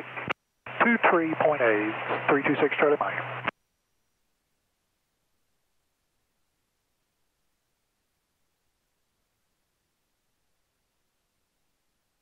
Houston, Roughneck 23 is with you. Passing 2000 for 3000. Roughneck 23, Eastern departure radar contact, say request. Roughneck 23 requesting vectors final for the RNAV 17. Roughneck 23, turn right heading 300, vector RNAV runway 17, approach to let's see a full stop landing. Roughneck 23, negative sir, hoping to get if possible 1 or 2 more approaches in. Roughneck 23, missed approach instructions are fly runway heading, climb and maintain 3000.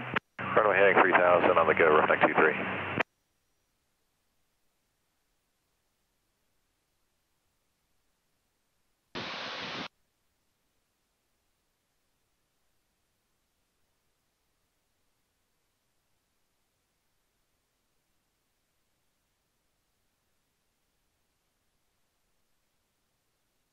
Columbia 5 Uniform X-ray, contact Houston approach 123.8.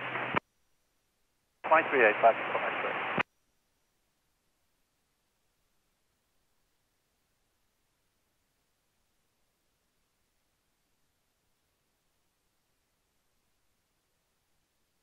Houston approach is stock 515, Romeo Delta at 4000, direct to College Station. November 515 Romeo Delta, Houston approach, roger. When able to advise Easterwood information, Charlie, and say approach requested. Altitude. 515 Romeo Delta, roger. I'll forward in the information, and I'd like to do the RNAV 17.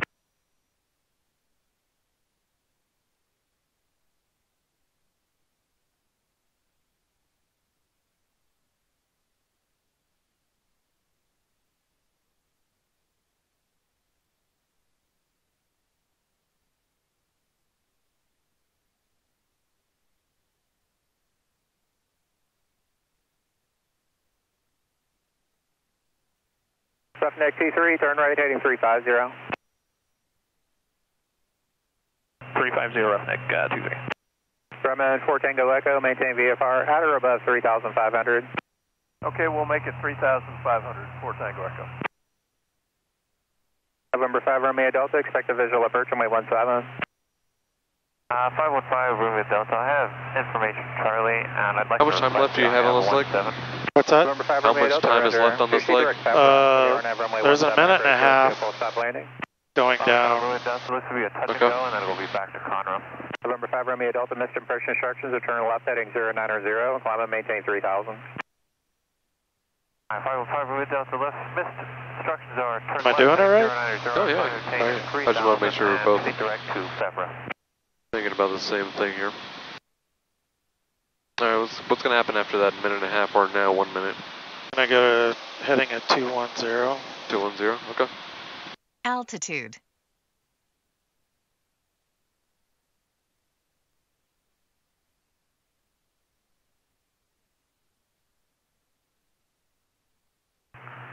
Houston, Saratoga, November 4184, X-ray checking in, climbing through 3,900. Saratoga 4184 X-ray, Eastern approach, college altimeter 3003.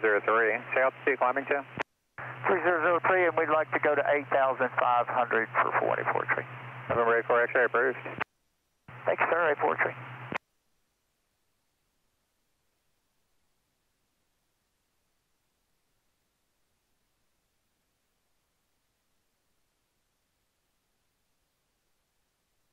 Roughneck T3, descend and maintain 2,100. Expect vectors to the final approach course. Leaving 3,000 for 2,100 Roughneck 23.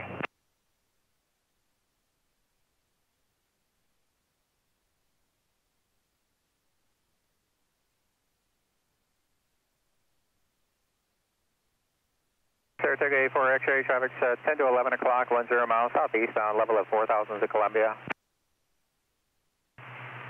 All right, we'll be looking for A4 X-ray, thank you. November 5 Romeo Delta, descend and maintain 3,000. November 5 Romeo Delta, descend and maintain 3,000.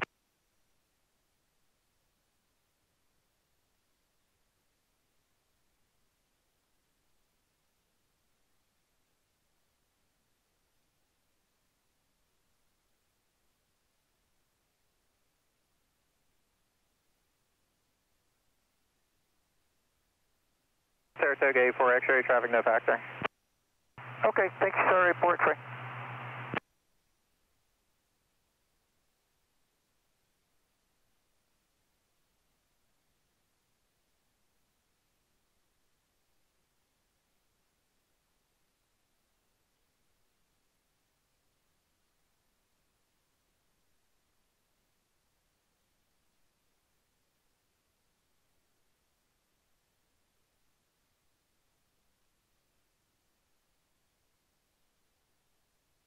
Have you practiced these on the sim?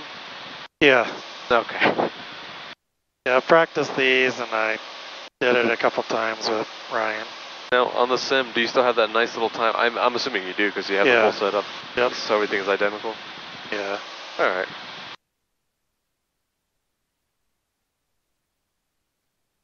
I don't have that though.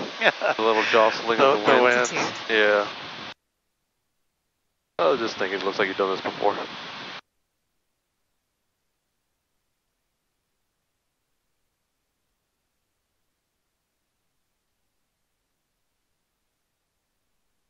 Okay, I'm on this for 2 minutes. Alright, good.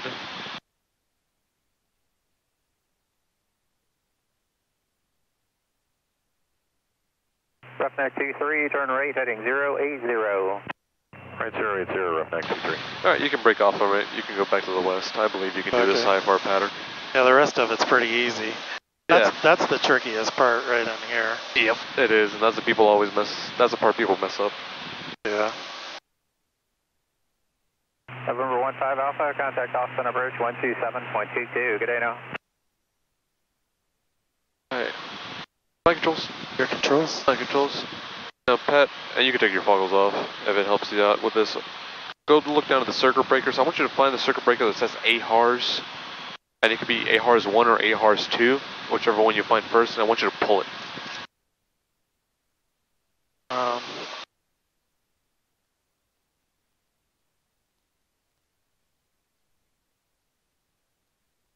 I need my glasses for that. Oh, you wear glasses? Well, it's hard to see. Let me. Roughneck 23, 5 miles from Hope Powell, turn right, heading 140. Maintain 2,100. I don't wear glasses. On the final approach course, cleared RNAV, runway 17, right, correction, runway 17, approach. Avionics. Roughneck 23, right turn 140. Something that says AHARS. And there's going to be two of them. It says AHARS 1 and AHARS 2. You can pull out whichever one you find first. Yeah, I'm going to take my seatbelt off to get down there. I see it. I got it. Oh, okay. Yeah, I saw it. I just couldn't reach it. Yeah, that's all right. I got smaller limbs. Helps me out. All right, your controls. My controls? Your controls. Now let me ask you a question. We just pulled out the AHARS, which means we pulled out one of the air data computers and one of the AHARS. Have you heard about those before? Yes. All right, perfect. So if I were to take away your, let's say your air data computer, what would you lose? My air data computer? If I were to take off your air data computer. Yeah, if your air data computers, if both of them failed, what instrument would you lose? I'm going to lose airspeed. Okay, yes. I'm going to lose my direction. Are you? My HSI. Let's test that out. Let's go to sensors. Let's turn off the air data computer. Bam. What do we lose? Alright, we lost our altitude and our speed. Our altitude, our speed, and our vertical speed as well. Right. So the air data computer, what would you describe? What would you say it does? It captures the ram air, right, from the static system. So, and the pitot. Not just the static system, not just the... Well, the ram air goes into the pitot tube. The air that goes into the static system, we wouldn't really call it ram air, just static air. Right. It does capture it more. It interprets the air that goes into it, and it calculates the numbers to give you an altitude, to give you an airspeed, to give you a vertical speed. And that's why if we turn off the air data computer, that's what we lose. Right. Now your heading that we were talking about, what controls the heading instead?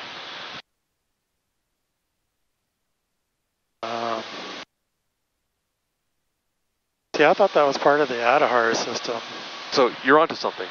Cirrus likes to be unique and fancy and needlessly complicated, but their ADAHRs consist of two things: an AHRS, AHRS, and an air data computer. They just kind of conflate the terms into an ADAHRS. Okay. But really, there's two separate components: the air data computer and the AHRS. Okay. So, what you're thinking about the heading stuff... So the AHRS is still working. Exactly. So, let's turn on the air data computer. Your AHRS, it stands for your Attitude and Heading Reference System. A lot of modern airplanes have it. And that one's pretty self-explanatory. It's your attitude, and it's your heading reference system. Right. If I turn it off, boom. So if you lose your AHRS, you lose the stuff in the middle. If you lose your air data computer, you lose the stuff on the edges. And ADAHRs, they like to use that term, but really it has two very distinct things and two very independent things. They could fail individually, just like you're seeing here. You'll notice that even though we did lose our attitude and heading, we still have GPS. Your GPS still works just the same. Right. All right, cool. So I'm going to go ahead and... And I got my compass as well. And you have your compass. Unfortunately, I mean, if I had to lose anything, I'd rather lose the AHR than the air data computer. I would...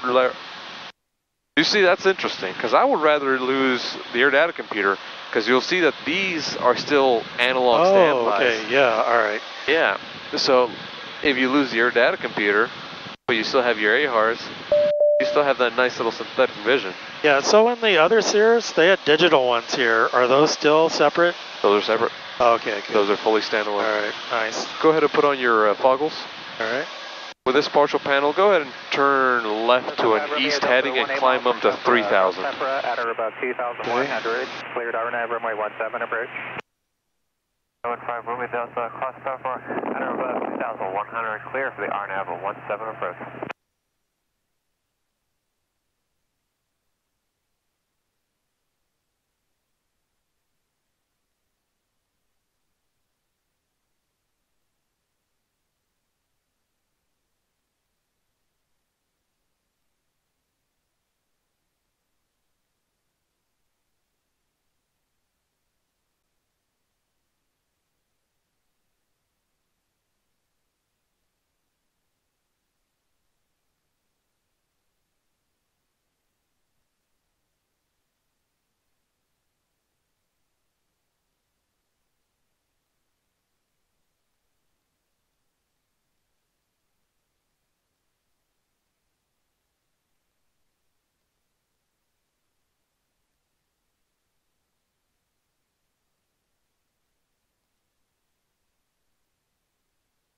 Alright, not bad.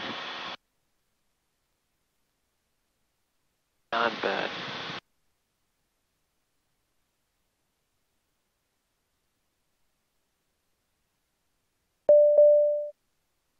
Show me a left turn to the north. Left turn to the north? Yep, and hold 3,000. Hey, Houston, Roughneck 23 is with you past 1,500 for 3,000. Roughneck 23, send departure, radar contact, clear, departure buses. Yes, sir, Roughneck 23, if we could get vectors for one more, an additional RNAV 17, and then after that vectors for a localizer 17, that'll be to a full stop. Roughneck 23, roger, turn right heading 300, vectors to the final approach course, RNAV runway 17 approach. Roughneck 23, right turn 300.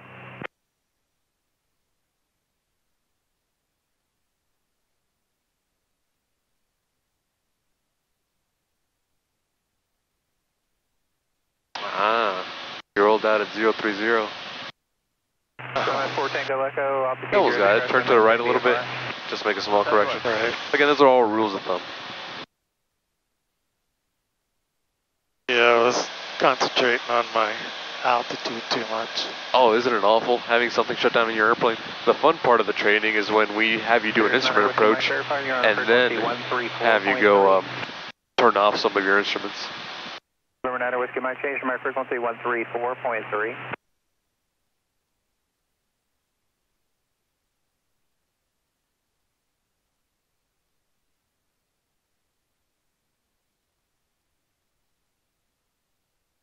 Something that might also help you is, you see this GPS track up here? Yep. Oh yeah. That's where you're facing as well. Of course, it's not going to be exactly like you're heading because it takes the wind correction into account, but it gets you pretty dang close. Right. Okay. Alright, not bad. Now, Pat, I have one final mission for you. All right. I want you to, well, first of all, go ahead and swap the tanks so we can start draining from the left. Okay. I want you to take me to Georgetown with your ARs out. Skyhawk 12886, level at 6,000. Can I use this? You can use everything you have at your disposal. The only thing I've turned off is your attitude heading reference system. 1286. Are you trying to delete the flight plan? Yeah, how do you delete it? You push menu, yeah, and then you scroll down to delete flight plan over the FMS. Oops, yeah.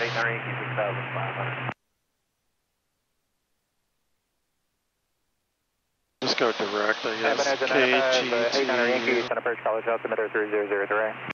003, thank you. And mind you, you can't use the autopilot because the autopilot's going to be very confused. Right. Assuming you want me to stay around 3,000. Say at 3,000 for now. I'll tell you when you can descend.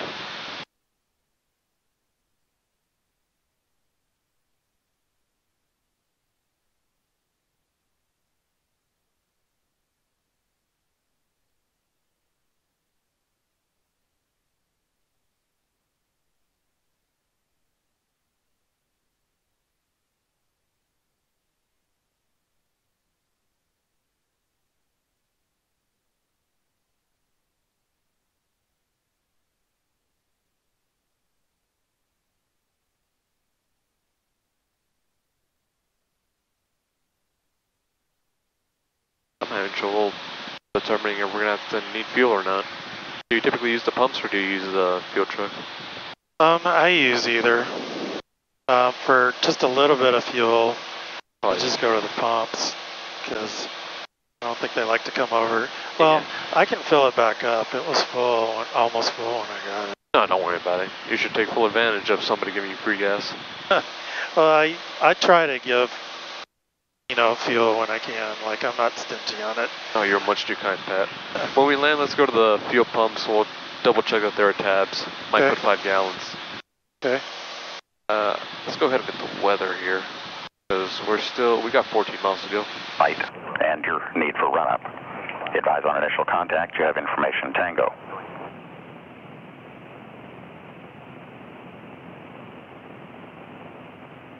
Georgetown, data information Tango, 1750 Zulu observation.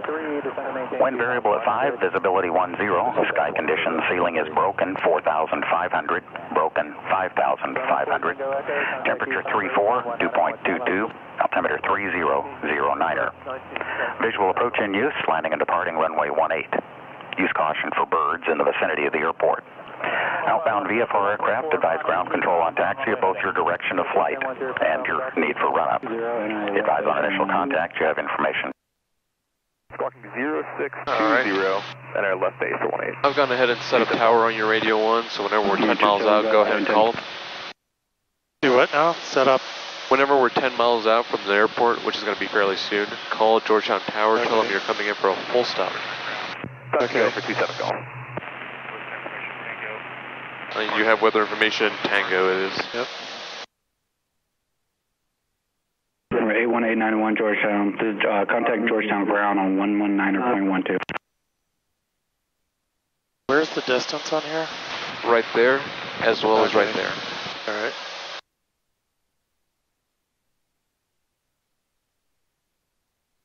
Georgetown Tower, Cirrus November 50 Mike Foxtrot. We have information Tango. We're about 10 miles to the east and bound for landing, full stop.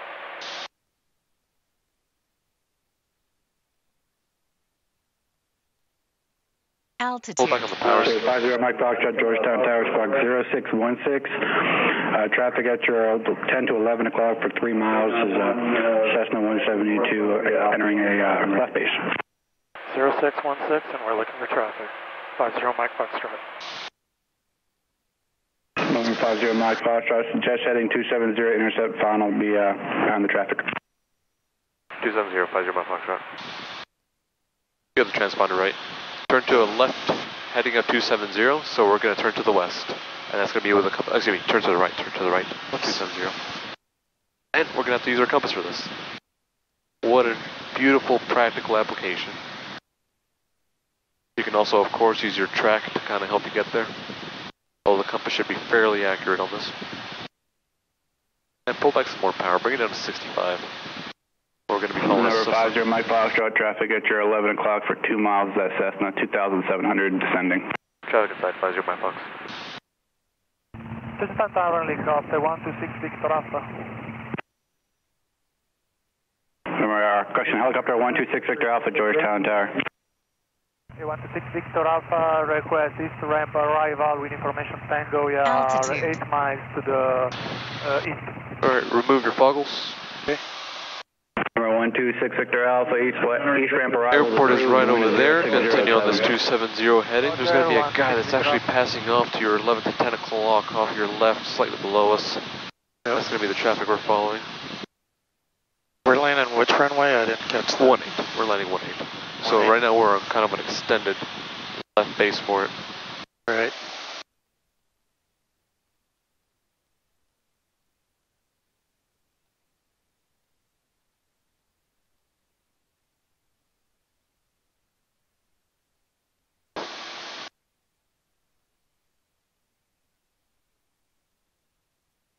Cessna's right over there, actually. Off our left wing, slightly behind it.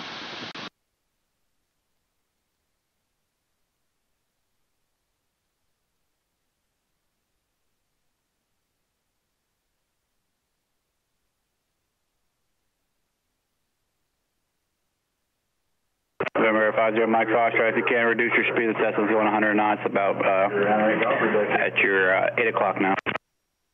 I got it. 50 Mike Foxtrot, we're going to slow down, and can we do a right 270 for final to give them some space, 50 Mike Fox? Number 50 Mike Foxtrot, that's approved. Thank you, right 270, 50 Mike Fox. Alright, so when you cross final, make a right turn. We're going to do a 270 back into final. Okay. We're in 27 Golf, runway 18, clear land. Pull back the power to 55%. You also want to slow it down. Yeah, I was just losing altitude though. Pull it up with the trim. Pull it up with the trim. Alright. 55%.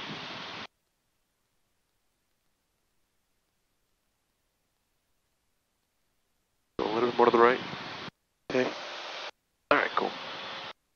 And then once you cross the runway, you can start that right 270. Yeah, I've never done this one before, but I've done it once before. That's because those tiny little Cessnas are just so damn slow. Number 27 Golf, you want touch and go or full stop? Touch and go for 27 Golf. Number 27 Golf, runway 18, clear touch go. Clear touch and go for 27 Golf for 18.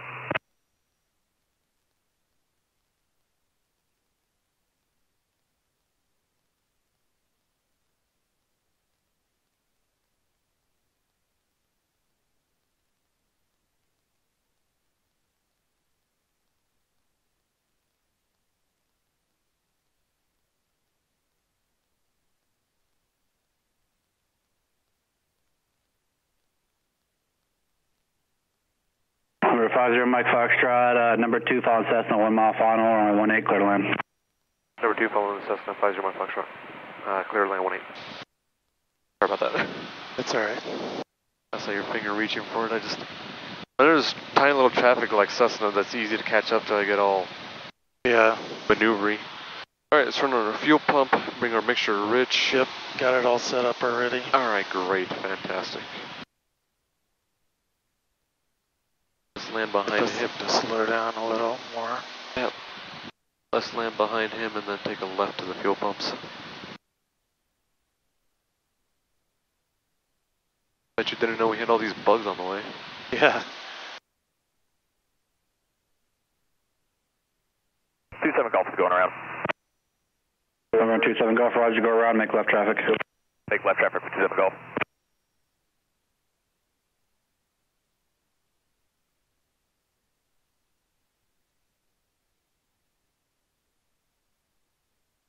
$500.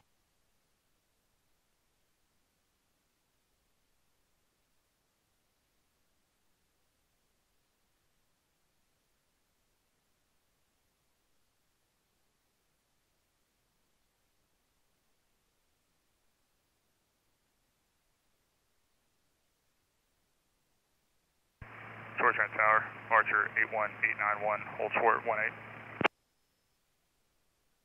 Archer 81891, Georgetown Tower, hold short runway 18, arriving traffic.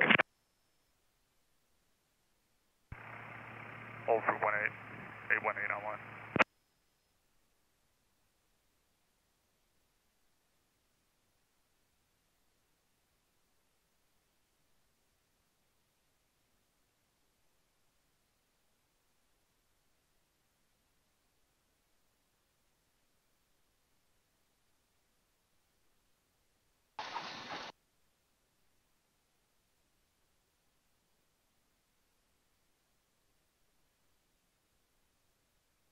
We're gonna have to make the next one. Can't make it. Yep. 50 Mike Foxtrot, turn left on Golf, contact ground. Left on Golf, contacting ground. 50 Mike Foxtrot. Bring the yoke all the way up, give it some aerodynamic braking. Yep. November 81891, Nice. turn left on course, runway 18, clear for takeoff. Clear for takeoff, 81891. And Georgetown Tower moving. Everybody didn't want to come down, did it? Victor, Ah. ready for takeoff order. Yeah, we had it. Over And I wasn't going that Georgetown fast. Tower, hold short, runway 18. Hold position, 745 Papa. Departure A little bit more forward. Go ahead and maneuver Make sure into the run-up area there. The opposite direction Cherokee's going to There we go, your tail's out of the way now. Your company there off your right is going to pull away after you're established in the run-up area.